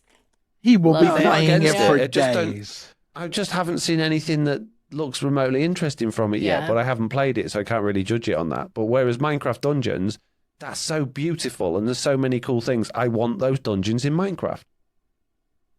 Well, what did Minecraft look like the first time you saw it? Oh my God, this looks like some 1980s Atari game. I don't want to play this. To be fair, it did. Yeah. Well, we've all said we want like Twilight Forest type stuff in Minecraft. If you could go to an area and just end up in one of the dungeons from Minecraft Dungeons, even if it's first person, I think it'd be amazing. Yeah, I agree. Some of them are really cool. Yeah, I don't see the point in crossing the lore between Legends and well, we kind of already got it because that's all about the piglins and stuff, and we've got ruined portals in the overworld, and we've got ruined structures. That stuff we did. I mean, what? Yeah, so it's kind of already there. So sorry, DJ Chris. Again, this is the pointless episode. I don't see the point. I'm going to put that as the title. Actually, pointless episode. There we go. You crack on. Ahmed says, hi, I found your podcast this week and I love it. I'm currently working on draining an ocean monument on my phone and I'm halfway. It's boring, but listening to the podcast makes it enjoyable, especially since I'm not a native speaker of English. So 2 birds with 1 stone. Minecraft Pocket Edition is a very good game, but it's laggy. My wish is to make Elytra work underwater. Thanks. Yes. Ooh, so, I would like that. Yeah. No. Stamped, proved, gone. Yeah. No debate. Then do we need waterproof rockets, or we're not going to think that far into it? We're not thinking that technical. Yeah. No. Just Elytra underwater. Yep. Nice. Good. Okay. Slack, you're up next. DJ Chris is back again and says, what if we had the ability to lock a chest? Right, DJ Chris is back again. What if we had the ability to lock a chest? It would be very handy to keep people on public servers from stealing your loot. Until this is a feature, I will keep using my revenge tactics, which scare them off for good. DJ Chris, I want to point out that there's an item in the game that does exactly what you want. It's called an ender chest. Yeah. It's called an ender chest. Yeah, it's yours. Don't forget about those keys you find in the ancient city that you can use to lock chests with. Oh yeah. Audible, yeah. The shards, yeah. Yeah. You just use those on a chest, and it's your chest lock. So it's already there, DJ Chris. Just go try it. Yep, You have to be on hard mode in survival mode, though, with no armor. So, go to the entrance. Terrible person. Terrible person. Wow. Okay. Benji says, "Hi, Foxy, and anybody else that's there." Me and my two regular peeps. Last week, someone said that you should have a separate armor slot for your Elytra. I'm all for this, and I'm even going to add on to it. What if there were capes in the game, and maybe even necklaces or pendants? They could have random enchantments like jump to or invisibility to make it so that mobs couldn't notice you for a certain block radius. Maybe 1 to 3 levels of fire projectile or blast protection, plus you can only find them.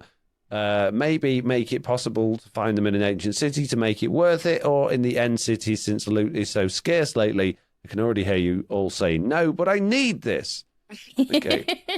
I'm telling you right now, Foxy, I would catch Foxy in an AFK box and enchant him with jump 2 with curse of binding. Yep, every time I've seen him. Wow.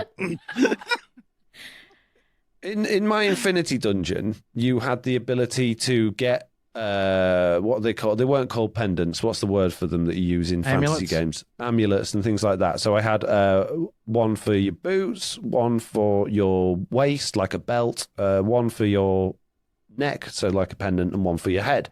And if you had the full set, then it gave you like, so let's say each one would give you, so I had a different set for all the different effects. So let's say you had the speed one. If you had the headband on, you went a little bit faster. You had a headband and something else on, you get a little bit faster than that. You had the full set on, you got a really fast like speed boost permanently. But obviously that took place of your armor, so there was a negative there. I don't mind that, but I don't like the idea that you've got all of a sudden a whole bunch of extra slots where you got your armor that's doing this and you got these other things that's doing that, and so yeah. I wouldn't mind. I wouldn't mind set bonuses. No, because that feels like that's something that's missing out of this game. Like if I wear a full thing of diamond, I should get like an extra perk. If I wear a full thing of netherite, I should get an extra perk. If I wear a full thing of leather, I should get a different perk. You know? Yeah, and just being able to have those other types of enchantments on them, I guess, like jump boost or invisibility or speed or something like that. I think that's a really good idea, because then you've got that choice. Do I want to be safe and wear my armor with the normal protections on it, or do I want to just be able to run really fast? You know, so like leather armor gave you speed 2 all the time if you're wearing a full set of it. Well, I'm not even thinking of armor. I'm thinking like these items, but just they go on your armor slot instead of your armor. I mean, it could still be armor, I guess, but I think that would just get a bit confusing then. But unless maybe so, yeah, maybe a full set of gold armor gives you this, that, and the other, but then you're still getting the armor bonus, and I don't think you should get the armor bonus. So that's why I think it should be separate. Yeah, I think so too. Well, I like the idea that you get the specific bonus when wearing one type of armor, because they're trying to get you to wear so many types. Because you got the turtle helmet, you got the gold for the nether. Yeah, that's true. You got the boots for the snow. So if you specialize in one type, you get a benefit. Okay.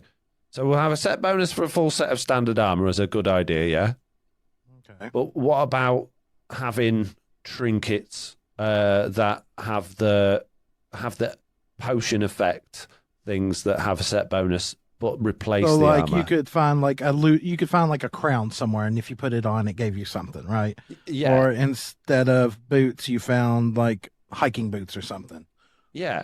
Or you find gloves that give you haste or something like that. Yeah, you know, uniques in the game. Yeah, I could be down with uniques in the game. Unique Jessiie? one-time things. Yeah. Yeah. No, I'm sorry. I'm just listening. But yeah, no, I totally agree. I think it would be fun to have a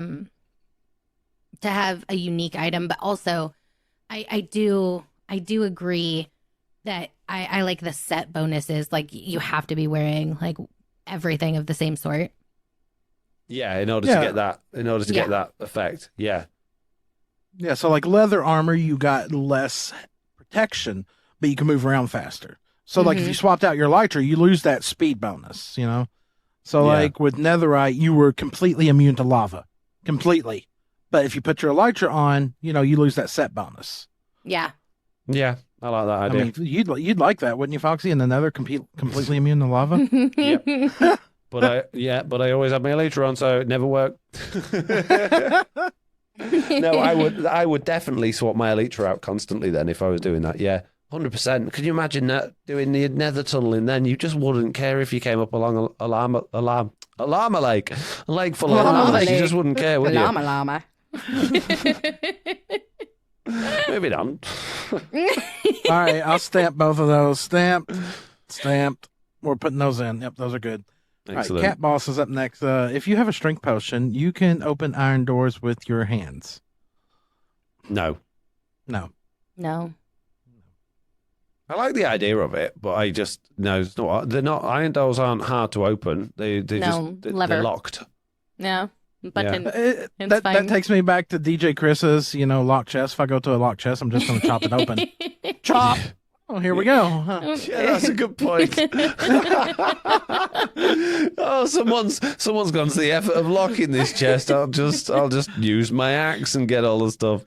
No, I assume once they're locked, Slack, they're invulnerable. Jeez, and that way you can go to anyone else's base, put down a load of locked chests, and totally grief their base with these unmovable items. Yeah. No, that'd be pretty. No. Yeah. Don't recommend. No. Lemonade says, what about more baby hostile mobs? They only spawn in hard worlds and are stronger than the adult versions. No. And just in the words of instantly, Groova, no. In the words of Groova, don't you bring that zippity speedy bringer of death at me when he was talking about baby creepers. Nope. No. That's, That's a bad idea. Just delete that one. We don't even need that there forever. Minecraft's supposed to have difficulty per area. So each chunk you load, the longer you're there, the higher the difficulty gets. And that's when you start getting the chances of mobs wearing things like diamond armor and stuff like that, which is fine. But it does, the scaling's a bit off and it never really gets that hard, does it? So it would be nice to think that it would continue to get a little, maybe the mobs could be a bit stronger, or maybe the mobs could have strength or something like that. But I don't want baby ones. Baby ones are just annoying. Mobs that just run around and hit like trucks and the hitbox is too small to hit them. No. Yeah, no. It's a horrible idea. No. Out. Yeah. Right. That's the end of the wish list, guys. Which means we're moving on to questions. And now we don't have many questions, although we do have our live questions. So we've got a bunch in there. And the other thing is, I'm really happy to say, because you're both back and I wasn't expecting it, we can do the other 10 questions from Plodplost's quiz questions this week as well. So we'll do that after we've answered a bunch of questions. Starting with the big blue flog. Flog? Oh, jeez. Flog. The big blue flog says, I'm about to go to the end for the first time after playing Minecraft for 2 years. Any advice? Don't die. Yeah, don't die. Yeah. Yep. Good. Next question. Yep. Out of Dutch says, I just played Java with shaders for the first time. What is Bedrock even doing? ? Sad cry face. Yeah. Painful. Oh, I miss them. I miss them so much. I love shaded, man.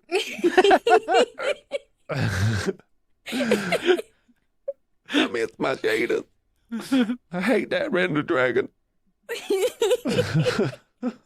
Let's be honest, we didn't even have any real good shaders before Render Dragon. We did. We had some not bad ones. They were certainly better than RTX. Yeah, I'll give you that. We had for options. Sure. We could change stuff. RTX is just like, it's like this. You missed the technical home. packs, is what you missed. Yes. Yeah. Okay. Right, the Jessiie. big blue flog again. The big blue frog says, do you prefer lifting, dropping, or lava blades for softening up mobs in spawner farms? I am a fan of lifting, dropping, even though What's lifting? Like you lift them up with water and then drop them. Oh, okay. Yeah, Can't you like, just drop them? Why do you have to lift them up? Well, what if the farm is at the bottom of the world? Well, like if it's at negative whatever, that sounds like a you you lift problem. them up. It is, which is why I lift them up. I thought I made this pretty clear. I lift them up and I drop them. Lava blades are totally pointless because everything swims in lava now. Yeah, it's true. So, yeah, don't use lava blades because that just kills everything and loses all your items. I honestly say, what's the point? Because spawner farms are so slow anyways. They're so bad. You can only get one spawn, like whatever. What is it? There's actually, when we could use world editors, you could see how many ticks it was. Yeah. You and it can only spawn a maximum of 4. So there's really, unless you're just trying to save durability because you don't have unbreaking or mending, just use trident killer. Just you're going to kill all 4 of them before the next group can even attempt to spawn. You're going to kill all 4 of them and still have to wait a minute and a half for the next pack to spawn. Yeah, and now they've fixed that stupid thing where I broke my really nice helmet at the beginning of this season of TB because I was whacking my zombies with it trying to fix it. They fixed that bug now, so you don't even need a trident killer. Just get an auto clicker and just punch them until you die of starvation. I was just going to say, but try not to. Just don't starve. It's all good. All right, so punch, try to eat. Punch, try to eat. Punch, try to eat. Exactly. Right, Jessiie and Slack, I'm going to leave this with you. Should we do the quiz before we do the live questions? No, let's do live questions first. Okay. Out of Dutch says, do you ever record longer sessions with the intent to make 2 or 3 videos out of it? And if so, how do you organise which each video ends and begins without having to start over with a fresh instance of your recording? Oh, man. So you're on about recording one long recording and then splitting that up into 2 or 3 videos. I would never intentionally do that. No. We recorded for like 16 hours one day and had videos for a month. But we stop and start the recordings if we know we're going to make a new video. Yeah. Right? Oh, you're talking about like a solid... No, why would you do that? Yeah. That's torture. So, yeah. On the occasions where we've just recorded ridiculously long hours with a video and then you're editing that and go, I need to split that into 2 to 3 videos, then you either just take it, do a couple of clips separately and end the video and start the next video, or just end the video at a point where you think it needs to end and then, throw a new intro on the next one. But yeah, don't just keep breaking your video and recording every now and then. Otherwise, Use replay buffer. No, don't use replay buffer. It cuts off the beginning of your recordings and then you get... Yes, it does. Hello and welcome to another episode. Oh man, so many things, sentences that I just like... I can't re-record that. Yeah, I don't have issues with replay buffer. Oh man, I have had many issues with replay buffer. But what I was gonna say is if you are talking about one long video, no, absolutely not. That is ridiculous. Don't do that. If you are talking about using like a certain amount of time, like recording for 16 hours straight, but doing 2 or 3 different videos, yes, I have done that many times. But I do what Foxy and Slack were just saying. You stop the video, you take a break, and then you like figure out like the next thing and you keep going that way. That's the only way to do it without like making you want to like pull out your hair, because one long video would be just the worst. Just the worst. There's been times when me and you have been recording Slack, haven't we? And we've thought, okay, that's been going on for quite a long time and we've sort of got to the end of that particular bit we're doing, but we're still going to carry on recording. And we've gone, let's do an end in there and start a new video here, right? Mm-hmm. And that just becomes like this, that just feels natural. But you could have had 3 or 4 hours of footage on that first bit and then you decide, oh, geez, that's still way too long for one video. I still need to split that. And then you just got to sort of wing it, I guess. But always try to at least... And yeah, the other thing is you can put a beginning and an end into any bit, right? And you don't have to use them. You can cut them out. So overdo your... how many times have we done like an ending for a video, for the same video? Like 3 or 4 times we've done the same, like an ending in different places because we carry on and something else funny happens. So yeah. Well, it's like the video that I just dropped today. I had a total of 28 clips. I used 12. It gives you freedom to be like, I didn't need this in my video. Okay, I'm already up to 10 minutes. I don't need this clip. I don't need this. It doesn't flow. Yeah. But no, sitting down and recording big, long sessions, it's like recording a stream and then be like, I'm going to edit it. No, you're not. You're either going to chop it up and recut, or you're going to delete it, because ain't nobody got time for that. No. Oh yeah, definitely. No, people on Fiverr have got time for that, and they don't do a bad job, but they just have no idea of your style of humor and just give you all the wrong bits back. So don't waste your money. Yeah. Rotated dino face, Mr. Balrog says, now that you guys have been playing around a bit more with the YouTube streams, how has the experience as a streamer improved? Is YouTube still hard to moderate? And has it been improving the numbers so that YouTube streaming is proving to be more beneficial for you? As a viewer, I want to know which platform will give you the best support. Ooh. That's a tricky word when you said there. Yeah. Best support. There's so many ways that can go. Yeah. Financially, if you was to do become a member on YouTube, or if you was to do a super thanks for the same amount that you would do, maybe throw some bits on Twitch, we would get more from YouTube because you get a better percentage of the revenue on YouTube.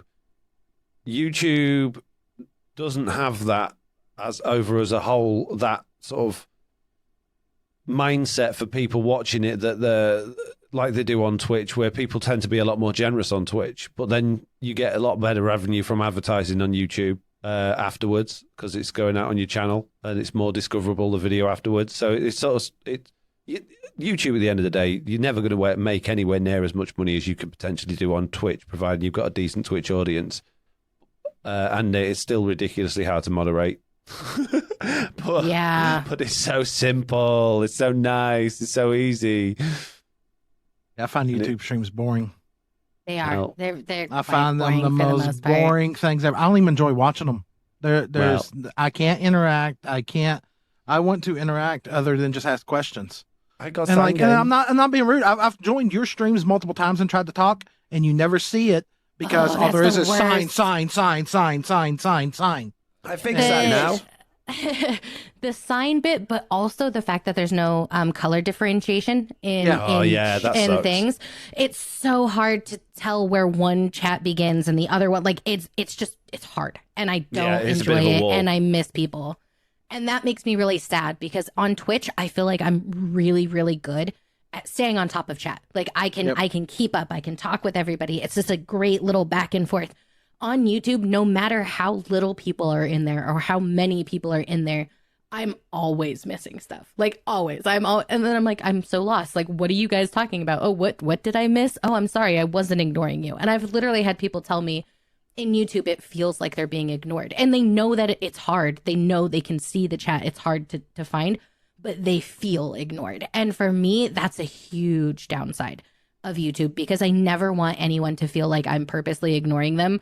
And like, even it's a joke on yours, like, oh, you're just ignoring Mitts all the time. But like, literally, it's hard. I'm ignoring people. I'm like, oh no, I'm so sorry. Yeah, it is so much easier to miss people on YouTube. Absolutely. It's a real tricky one. Like YouTube is great. Streaming on YouTube is great if you're trying to grow your channel. Yeah. You can't grow a YouTube channel with Twitch. And you can't grow a Twitch channel without YouTube. You just can't. There's very, very few streamers on Twitch that have made it big purely from streaming. So, but then if you're just there for the revenue, then Twitch, providing you've got people there, Twitch is definitely the best place to be. So see, that's where I'd argue just the opposite. You know, do I get most of my revenue from Twitch? Oh yeah. The Twitch is what pays my bills. YouTube doesn't do nothing for me. I don't even hit payout most months for YouTube. So for me, there'd be no logical reason for me to switch over to YouTube streams. That's what I was just saying. I said, if you're doing it for the revenue, do it on Twitch. Yeah. The logical reason to do it on YouTube is to make sure you've got more content going out on your YouTube channel in order to try and grow your YouTube channel, because the streams just have this nice fancy way of getting more people to your channel. Whether or not they subscribe is a different story, but it does help a bit. The few YouTube streams that I've done, now I did notice that you were talking about how afterwards you can monetize them and put them out there. Yeah. They do make money, but man, they do not help at watch time at all. They literally hurt my channel. I don't know. I've got different. It depends on the stream, depends on the circumstances. I've got no hard evidence to suggest either way on that one, and I've been doing it for ages. But what I will say is my streams on YouTube make a lot more advertising revenue money than my YouTube videos do. But nowhere near as much money as I would make if I'd have streamed them on Twitch. But it's totally preference. It's one of pick your poison again. Like, what you feel suits you. And it's kind of like for one, it would have to be a dramatic change to make me go to YouTube streaming full time, because I do not like putting all my eggs in one basket. And we've all seen YouTube demonetize a channel for no reason. Mm-hmm. And if you're streaming there, promoting channel membership there and everything, and somebody at YouTube goes, nope, and de-checks your monetization box, you're done. You're done. What if they demonetized your channel tomorrow, Foxy? How much of a pain would you be in? You could say that about like walking out your front door and getting hit by a truck. I think the chances are just as likely. I don't think you can. I think that's, for me. I don't see that being an issue. Yeah. If that happens. That happens. That's just tough. It's hard life. I'm not going to worry about it. I'm not going to let that affect my decisions. Yeah, I've too much invested in this for YouTube to just randomly demonetize, because I've been randomly demonetized twice. Yeah, I get it. I'm not going to. I've been randomly demonetized on YouTube 2 times. I won't invest all my eggs in that basket for that reason alone. You're saying it's like getting hit by a truck, then I've been hit by a truck and lightning twice. Yeah. Well, lucky. Oh, goodness. Half of me just wanted to hang up the call right now. Just saying, that really struck a nerve with me. No, it really did. No, I'm not saying you're wrong, Slack. I'm just saying for me, if I let things like that affect my decision making, then I wouldn't dare do anything. I just have to swallow it and go with a risk, I guess, at the end of the day, in order to follow the path I want to follow. So the chances that there's millions of YouTube channels out there, and a bunch of them have been falsely demonetized or accidentally or whatever, but I think it's a small amount. I would equate that to probably having some sort of traffic accident, I would imagine, on that sort of scale of things. Maybe it is more, I don't know, but the fact that it's happened to you twice, that sucks. I didn't realize that. Twice. And considering I am a regular, since I've started doing this, at putting out content, and I've been demonetized twice. That sucks. How? Why? Did they give you a reason, or did you just stop? Nope, just demonetized me, and I had to reapply again. Yep. Oh, wow. That's awful. Now imagine if all my eggs were in that basket. Imagine my Twitch revenue tied up in that. And definitely. I'm screwed. But I'm screwed. There's no way you would. Your Twitch is ridiculous compared to most people. For you, it's a no-brainer staying on Twitch. If you went to YouTube, I'd think, oh, geez, what's happened to Slack? It's like all of y'all running the YouTube, and you're like, hey, maybe we should do a YouTube stream weekend. I'm like, well, that'll be fun for y'all. I'll be over here on Twitch by myself, because I'm not leaving till this ship sinks. Yeah. I will go down with this ship. Yeah. I'd love to have the time to do more of both. I like all my Truly Bedrock stuff being on YouTube, and that's just more OCD than anything else. There's many people who've argued that for true growth, you have to pick to one platform. No, I don't agree with that either. I really don't. I do agree that Twitch just doesn't grow unless you're feeding it from somewhere else. But for me, it was just... It's like I always forget to upload the streams I do with Mitts to YouTube, because as much as it's probably not a difficult thing to do, I'm quite lazy. Whereas I finish my YouTube stream and I just click done and it's there. I don't have to do anything. So, I don't know. It's totally individual, isn't it? Yeah, it definitely, you have to do what makes sense for your channel. or for your audience. And for some people, that's YouTube, and for others, it's definitely Twitch. Like you were saying, Slack's like, he's a whole different beast when it comes to Twitch. Like, there's no denying it. Like, you stay there. That's obviously, it makes sense. For me, it doesn't matter either way. And for you, it seems like it really helps your YouTube. So it's interesting. And I think that's just one of those things where there's not a simple solution for everyone, right? So yeah, it's really interesting. Yeah. Everybody's exactly. Since I've started regularly streaming on YouTube, my YouTube revenue was leveled out, so where there's no difference between what I was getting between Twitch and YouTube. I'm just getting it all through YouTube now. I get a little bit through Twitch because I still do. Yeah, but it's not going up. It's just leveled out. So it doesn't make any difference for me other than the convenience of being on YouTube. And those then, those streams then afterwards attributing towards my views, my discoverability, and my, I don't know. But I do like streaming on Twitch. Twitch makes it easy to go live. I know this is not the section where we bring in people outside, but Jade's comment there, Jade was a streamer only and uploads her VODs to YouTube and was already established before even joining TV. True.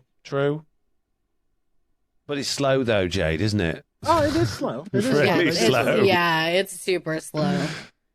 But it is possible. It's just different. And I think that also has a lot to do, like, I know this is networking. Off topic, Sorry, but I was just going to say, networking makes the biggest difference on Twitch. It doesn't so much on YouTube. I've noticed, like, you can know lots of people. You can be in other people's videos on YouTube, and it doesn't really make that big of an impact. On Twitch, raids, huge impact. Just people talking about you makes a huge impact.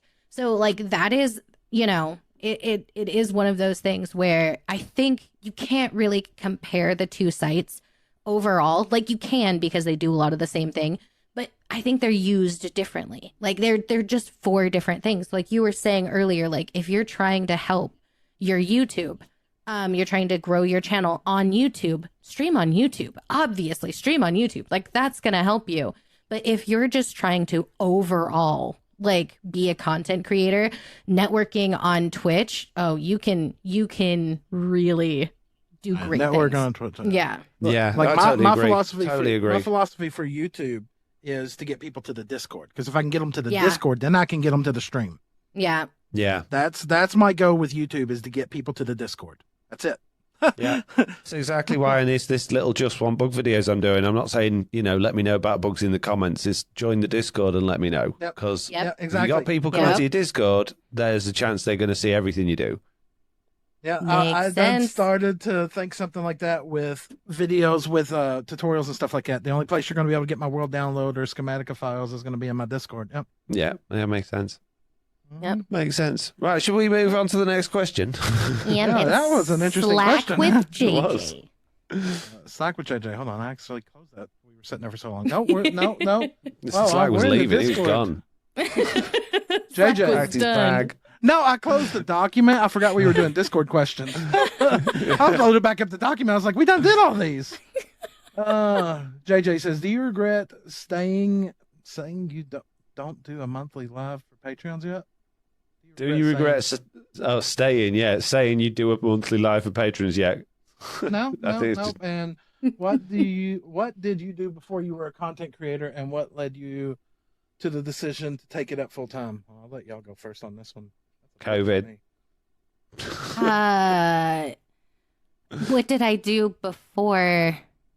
I was a medical administrator, so I was the one who did, like, nurses' schedules. I did a lot of like HR stuff, but boring. I was a boring hospital worker. And then I got pregnant a second time and decided I'm gonna be a stay-at-home mom, and that then turned into a content creator. So that's how that happened for me. Yeah, I did many things before I became full-time content creator. I generally speaking was running.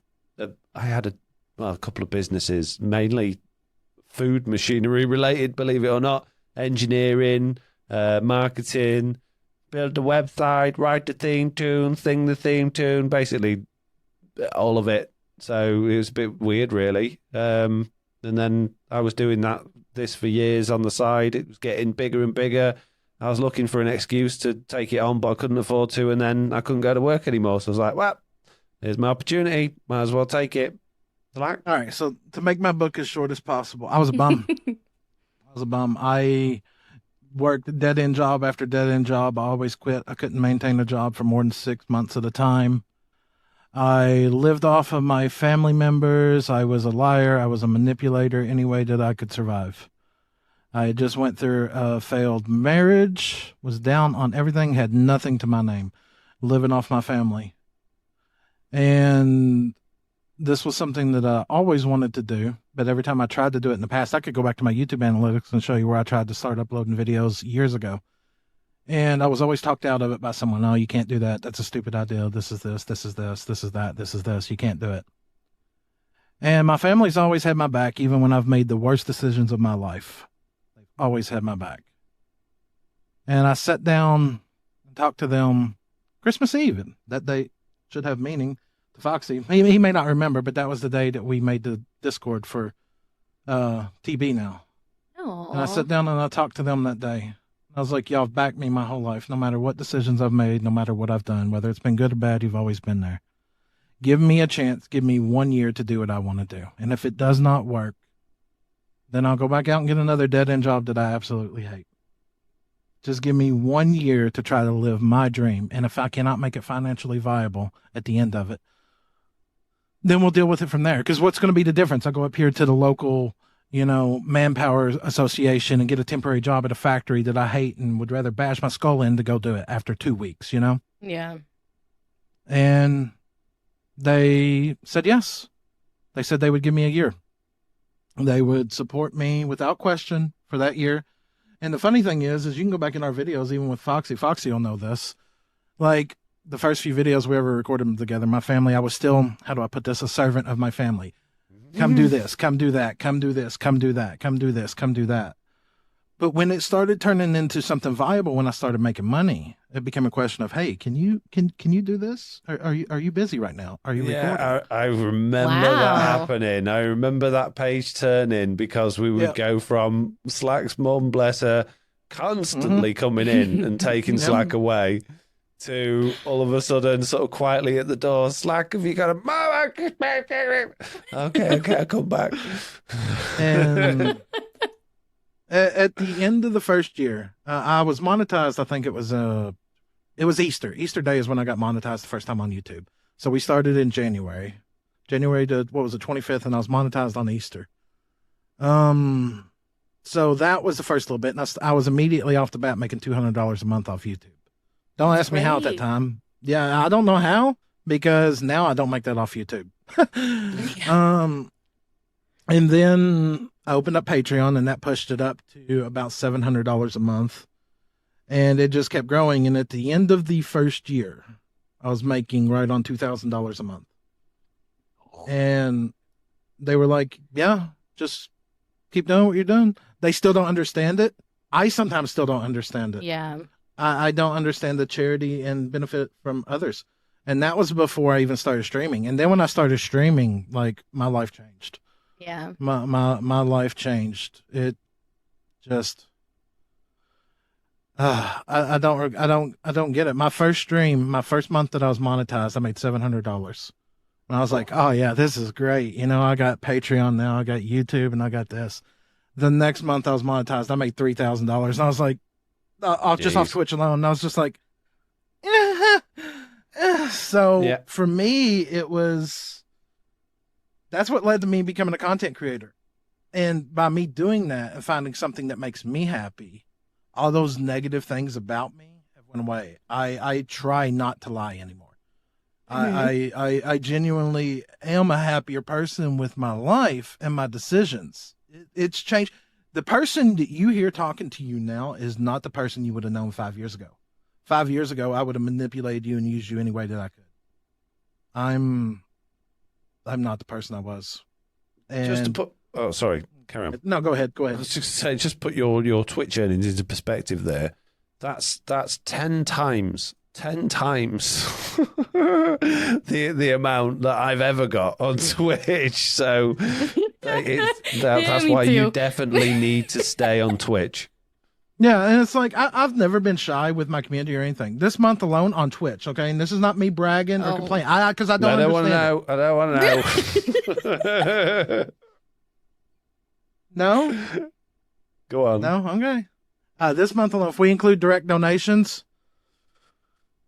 probably about $4,000 total. Jeez. All right. Okay. That's including donations and Twitch alone. That's not YouTube. YouTube, I made $70 this month. YouTube, I made $70. Jeez. I know. Jess doesn't want to make you cry. Yeah. That's like 6 months YouTube earnings and... Oh, gee, I've got a very blessed community. I don't understand it. I've got a very blessed community. That's so. You think I don't ask that question? Generous. Yeah. How can people be in a Foxy raid, be in a Foxy stream for 3 hours, and come over and suddenly spend money on my channel? I don't get it. I don't. I'm not trying to be rude. I'm not trying to be rude. I'm not. But I've seen it happen. You all have seen it happen. Yeah. I don't get it. I don't get I'm no different than anyone else. I don't get it. Don't talk about it, otherwise it'll stop. Don't jinx it. Right, quick, ask the next question before everyone realizes how ridiculously generous they all are and take it all back. Yeah, it's you. Me, is it? Right, well, Pickles isn't a question. Neither this is Wire, guys. So I'm going to jump down to... No, that's not a question either. Dweeby does, then.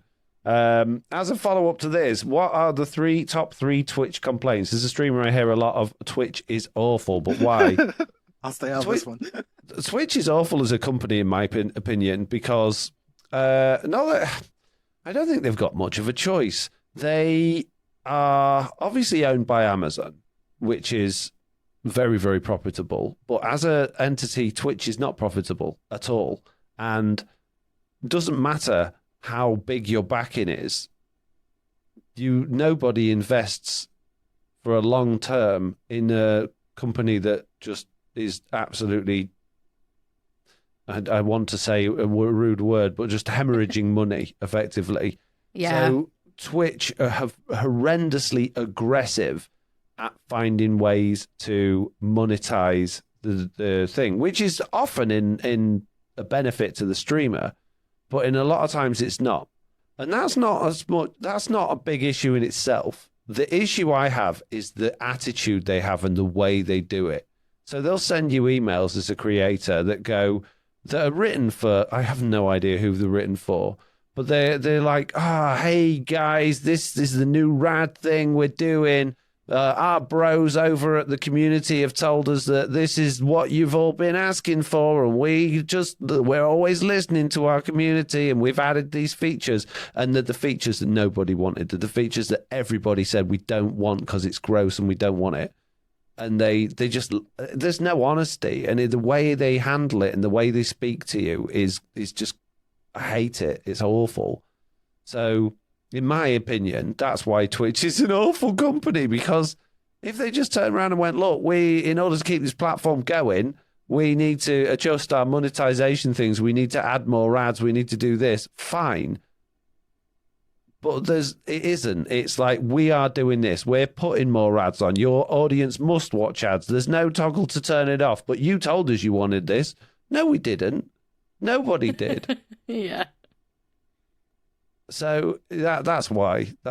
I get it. They've got to make money. And I'm sure from Amazon, they're being like, hey, well, you passed that time that we said if you weren't making money, you're going to get turned off. And they're probably all panicking going, yeah, but we're making all these big people.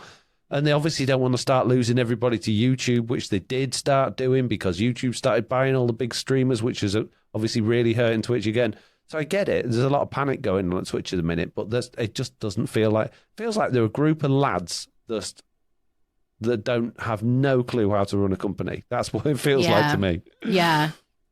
See, I don't think Slack is off. Or Slack. Wow. Sorry, Slack. I don't think he's that awful. I don't think Twitch is that awful. Sorry, I was just reading his name. I don't think Twitch is that awful. I think that there's a lot good about it, right?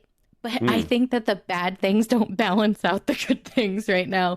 I agree with you completely. It feels like they have gone into this weird like panic mode or something, and just all the decisions that they're making, they're not using their brain. They're using like this like adrenaline of, oh no, something's happening, and they're panicking instead of like sitting down and thinking, okay, well, maybe we need to rearrange our like business model. Like maybe we need to figure some stuff out. Maybe we need to do things a little better.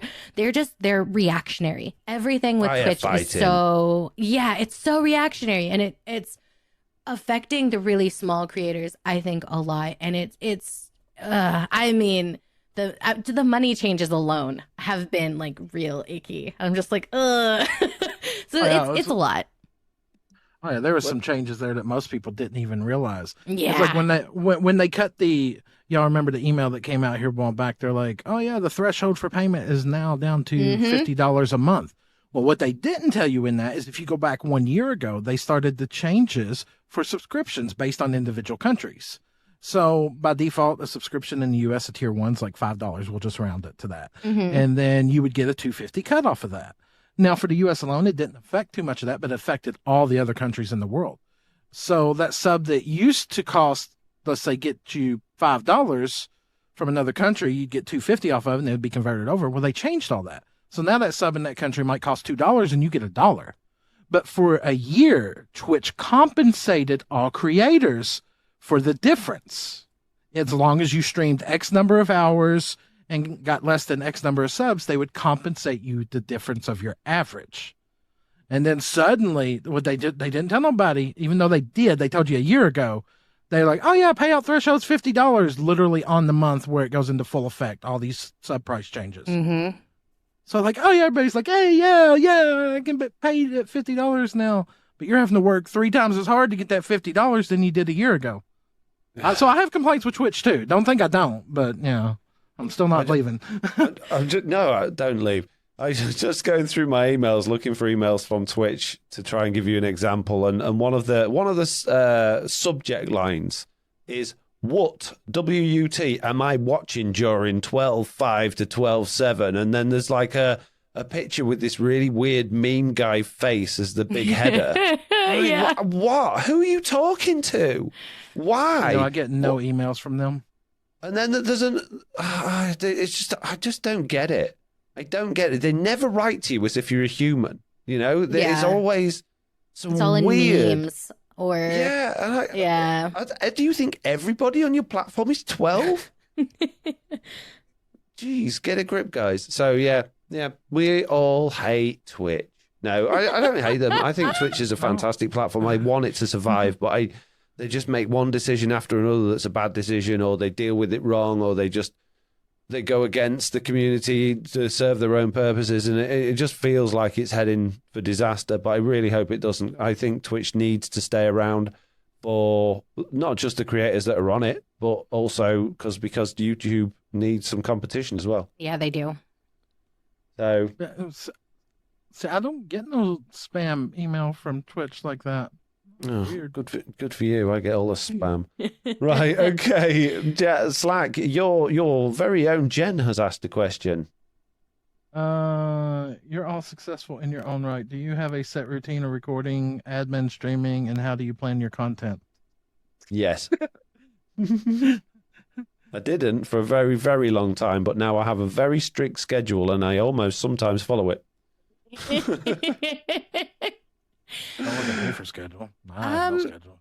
I do. I have routines that I do when it comes to making content that I've had to adjust through. But I think mine is very different from you guys because I have the littles that I have to really plan around. So mine is I record in small bursts. So unless I specifically have something planned out, right? So if I have a collab or if I have a community project or I have something that dictates a long amount of time, I record in about 20 to 30 minute increments, and each increment I have broken down of what I need to get done.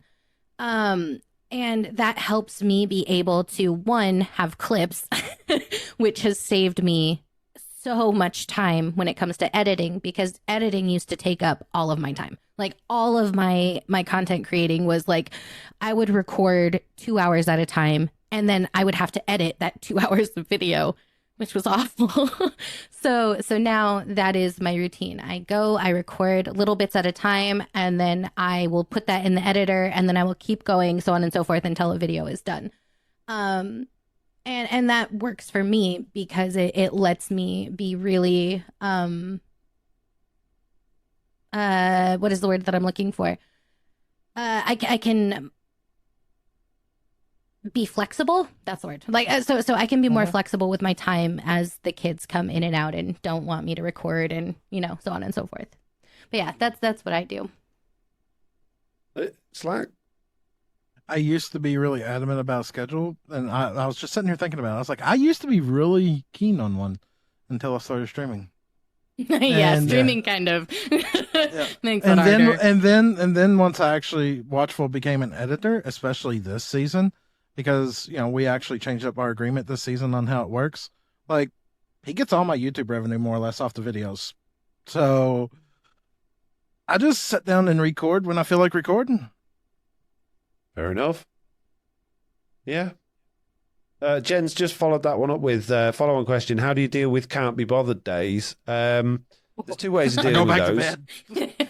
Yeah, you can either just take a day off, have a me day, or do the things you like doing the least on your don't be bothered days, because you're already in a bad mood and you can't be bothered. So get your editing out of the way, get the thumbnails out of the way, try and tick off a bunch of stuff off your to-do list so that you feel like you finish the day feeling like you've achieved something. But yeah, I don't know. It's a daft one. It's like, why would you if you're already having a day where you don't want to do anything, why do the things you like the least? I just find that it gives me a better sense of achievement if you have a me day, if you have a can't be bothered day and you don't do something, the next day your panic's on, you've got loads to do, and you feel bad for having took that day off. Whereas if you just cross 2 or 3 things, like you just get up in the morning and go, I'm going to have an extra long coffee, I'm going to sit down on the sofa for half an hour, I'm going to go and tick off a bunch of stuff off my to-do list, make a thumbnail, write a description, and then take the rest of the day off. You don't feel remotely bad the next day. You got a good excuse. You tick stuff off your to-do list. Now, see, if I'm having a bad day, I will legitimately just walk away from the computer and be like, I'll deal with it tomorrow. Yeah. Nope. I do that quite regularly. But I try, if I've got anything in me, I try and at least tick 1 or 2 things off my to-do list. I think I'm the opposite of both of you. When I am having a can't be bothered day, I typically stream. If I can't be bothered, if I am not having a good or creative day in order to like make content, my brain still goes, I need to get something done. Part of that is the people pleaser. Part of that is guilt, whatever. I have to do something. And so I stream. I will get on at a random time, whether it is, my other channel playing a shooty game where I'm just mindlessly doing whatever, or if I'm getting on and just grinding, I stream, because then I don't feel as guilty and I get stuff done. And I don't feel like the need to put on, the voice of like a video, I'm not like, hi, like everything's all happy. I'm just like, whatever, this is me streaming. And sometimes it really helps my mood. So yeah, that's typically my can't be bothered days. You'll get a random Jessiie stream. You are totally the opposite of me. Yeah. I find streaming much, I have to be really in the mood to even, there's so many times I want to make an excuse to not stream. Whereas I could sit and record a video any day of the week. I'm in agreement with her. The days where I don't want to stream are the best days to stream. Wait, I'm not what? You guys are just so good at just doing the chilled out, relaxed stream. I find it really. A stream's quite a tense thing for me because I feel like I have to be on it the whole way through, and I find it so draining. That's why I can barely make 2 hours. Or you guys go on like 3, 4, 5, 6 hours, and I get to 2 hours and I'm like, I need to. I find streaming most of the time, there have been times where I'm like, I can't and I need to stop. But most of the time, I find them really rejuvenating.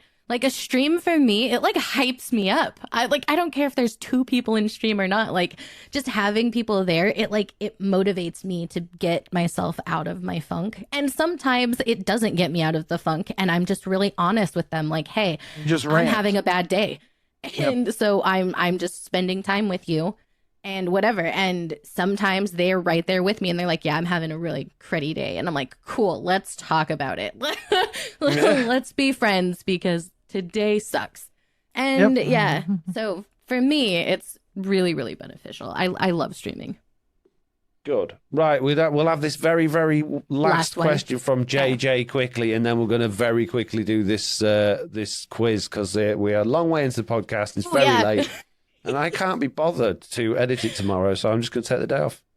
Fair. JJ says, how do you deal with chat or comments telling you the best way to do something as if you'd only just started playing?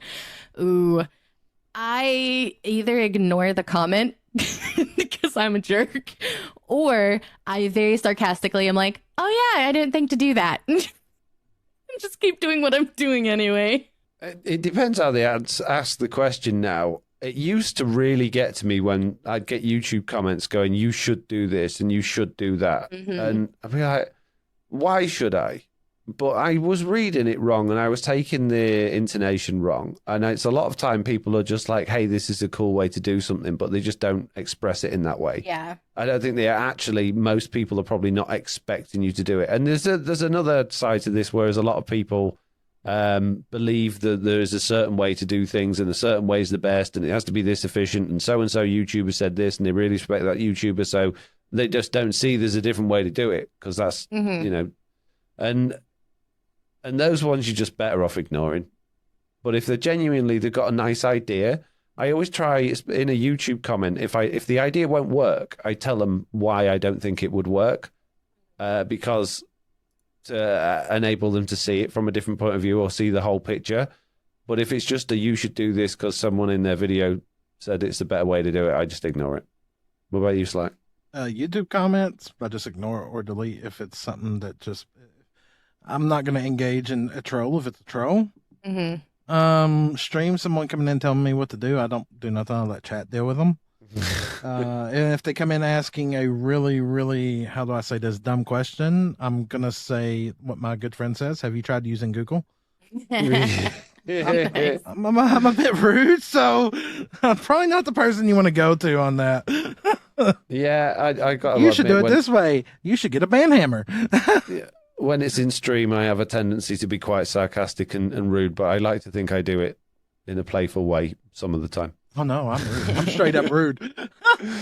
Right, it's quiz time, peeps, and we're going to fly through this quiz, and then we're going to go, and I'm going to be up for another 3 hours because I'm too energized now after this amazing podcast. Oh, no.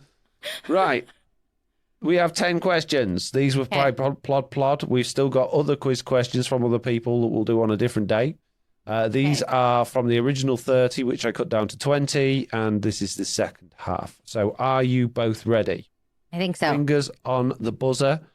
I will admit I will take the first answer from both of you. So the quickest person gets it 42. If it's right. Okay? Okay. Question 1. In Truly Bedrock Season 4, who was the first player to claim what became Chaos Hill for themselves? Silent. Yes. Yeah. Groover Guy built an awesome cathedral in Truly Bedrock Season 3, but which specific real-life building did he base his design on? He went there. York? The Abbey, right? York Minster. So yeah, there we go. Well done. I wouldn't have a clue. Well, he just posted. He posted on Twitter. I think it was like this week. He posted a picture of him there and said, you know, hey, I built this in Minecraft. So the only reason I know that one. Oh, nice. Question 3. The design for the slime shop in Truly Bedrock Season 2 was based on a building in which film series? I think it's Mr. Beardstone's slime shop. Oh no, through season 3. Oh no, that's season 2. Yeah, it would be Mr. Beardstone's slime shop, I reckon. Near Slack's glass shop, if you remember it. Nope. Was it the firehouse? It was like a Ghostbusters. Yeah, well done, Slack. No. Yes, he gave him that one. Okay. You gave me that one, yeah. Number 4. Bruno, Jade, Jessiie, and the Pigglesworth all first appeared on Truly Bedrock between March and June 2021, but in what order were they announced? The announced and actually on, that's going to be way different things. Yeah. Well, Yeah, because we know back end how they got on. You only know how they publicly got on. Yeah. Okay, well, Jade was first. We found her in the Nether. And it was Bruno. Oh, dang it. Jessiie Piggy? Yeah, that's right.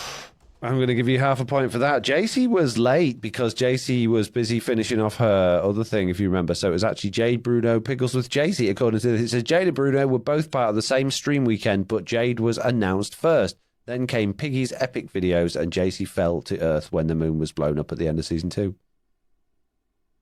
There you go. Oh, dang. All right. So I'll give you half of that, Jess. Okay. Dang. Number 5. Foxy tasked Mr. Beardstone with demolishing Mr. Onion's house in Truly Bedrock Season 2. What was the space being cleared for? Wasn't that at your base? Almost. What were we building where Mr. Onion's house was? Oh no! It was Silent did the Moon Island. It was a resort. It was like a resort, right? Yeah, holiday area, holiday resort, beach area thing. I think Lee did like an aquarium. I thought There's a hotel and the shop and Yeah. I was pretty sure that I thought me and you chopped down his shop or his house. No, it was Beardy, that one. That's why with the whole the Disney songs with getting Mr. Beardstone back. Mr. Onion. That one still gets sung at my house. What really happens from what happens in video. Yeah. Like you all see one thing, but it doesn't always happen that way. See, I'm at an advantage here. You might have actually done the demolishes off camera. Probably. Go on, sorry, yeah. Jessiie. I was going to say, I'm at a really big advantage here is those seasons, I watched everyone's video. Like, I was an avid viewer, also member. And you two didn't have time. You were busy being productive. Jeez. Those were the seasons I put out more videos than ever, yeah. Yeah, you were nonstop. Rack Mountain. Don't know how you had time to watch videos when you were always sleeping. I mean, what? True. Question 6. Zloy was the first player to test Mr. Beardstone's Christmas escape room, but which player managed to get stuck inside the redstone wiring and need rescuing? I know that one. Who was it, Jessiie? Groova. Yeah. That's a good one. Oh, it's like you need to get all of these next ones, mate. I don't watch people, so the first one was a fluke that I ever won got. The first one. Yeah, it was a fluke. It was a fluke. I don't watch other people on TV. I hang out, I go to meetings, I talk when we talk, but I don't watch your videos. Well, I love you as content creators. This next one, you know the answer, but you're going to have to beat Jessiie because she also knows. Okay. I'm not At the beginning of Truly Bedrock Season 2, I think this is based, although it doesn't say that in the question, Tiz Tom gave Jessiie B a jump scare when she was climbing scaffolding in her base because he was dressed as a what? A creeper. Yeah. Didn't know that. I wasn't there. Oh, you didn't know that. I have the clip. I'll show you. Oh, I was thinking of when he lured the creeper to you right at the beginning when Slack was building his dirt house. No, that was so he had lured it to me at the beginning of the season. So as a throwback, when I was in the middle of a live stream, he had climbed the scaffolding when I was building my mob farm, and he was just standing right behind me in a creeper outfit. I literally almost killed him, and that was his no death season. And oh man, terrifying. I was so scared. Question number 8. In Season 1, Foxy applied a resource pack to the server in order to fool Silent into thinking he was being given diamond blocks in payment for the moon rock. What were the diamond blocks Lapis. really made of? Lapis. You're right. However, they've got this wrong. Oh no, they've got this right. It was... Yes.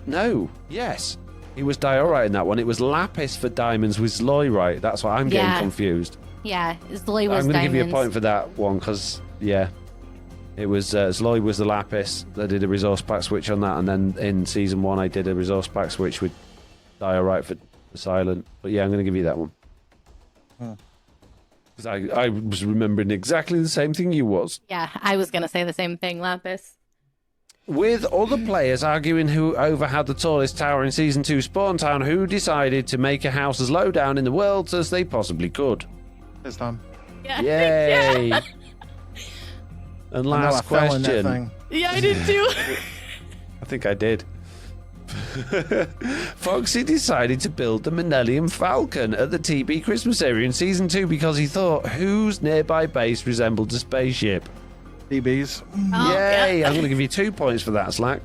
Which means 5 for you and 5.5 for Jessiie B. Wow, that was close, guys. Very close. But there you go. It's 1-1 so far on the quizzes. Nice. Who would have thunk it? Yeah, it's almost as if they were like planned that way.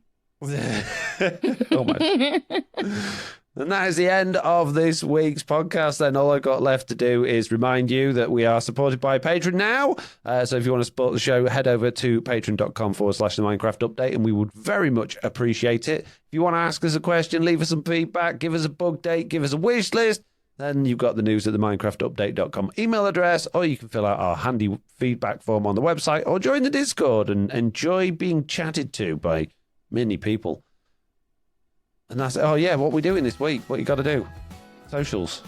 Jessiie, are you streaming? Oh, who knows? This is the up in the air until probably after the new year. So Slack? Forcing myself to stream every day to get back in routine. Ooh. Good for you. And I am a tree. I don't know. You got leaves everywhere, huh? Yeah. I'm a tree. You're firmly rooted? You're sticking to it? I may well do content maybe before New Year. I have no idea. I might turn my house inside out and upside down again. I have no idea. So we'll see. So that's it. You're either sticking to it or you're leaving it alone. I don't know which it is. Yeah. Oh, God. Yeah, I'm going to make it like a tree and buzz off. Oh, yeah. Oh, no. All I got left to do is say the same thing I say at the end of every single podcast, which is if it's 1:37 a.m. where you live, you probably can't think of a very good thing to say that the same thing you say at the end of every single podcast. So you're just going to leave it alone. Mm-hmm. Just leave it alone. Leave it out, Slack. Jeez. You're barking up the wrong tree with these jokes, I'm telling you. Yeah. You need to branch out and get some different material. You need to, just stay rooted, You're just being such a sap. Look, I'll beat you with that tree. Well, we need to get to the root of this problem and figure out what's really going on here. Okay. Somebody give me my whipping stick. I am leaving. Goodbye, Jessiie B. Bye, guys. Goodbye, patrons in the chat. Goodbye. They didn't say goodbye. Wow, rude. That's over. Jeez. Yeah, all me them too. last questions and stuff. Ugh, rubbish.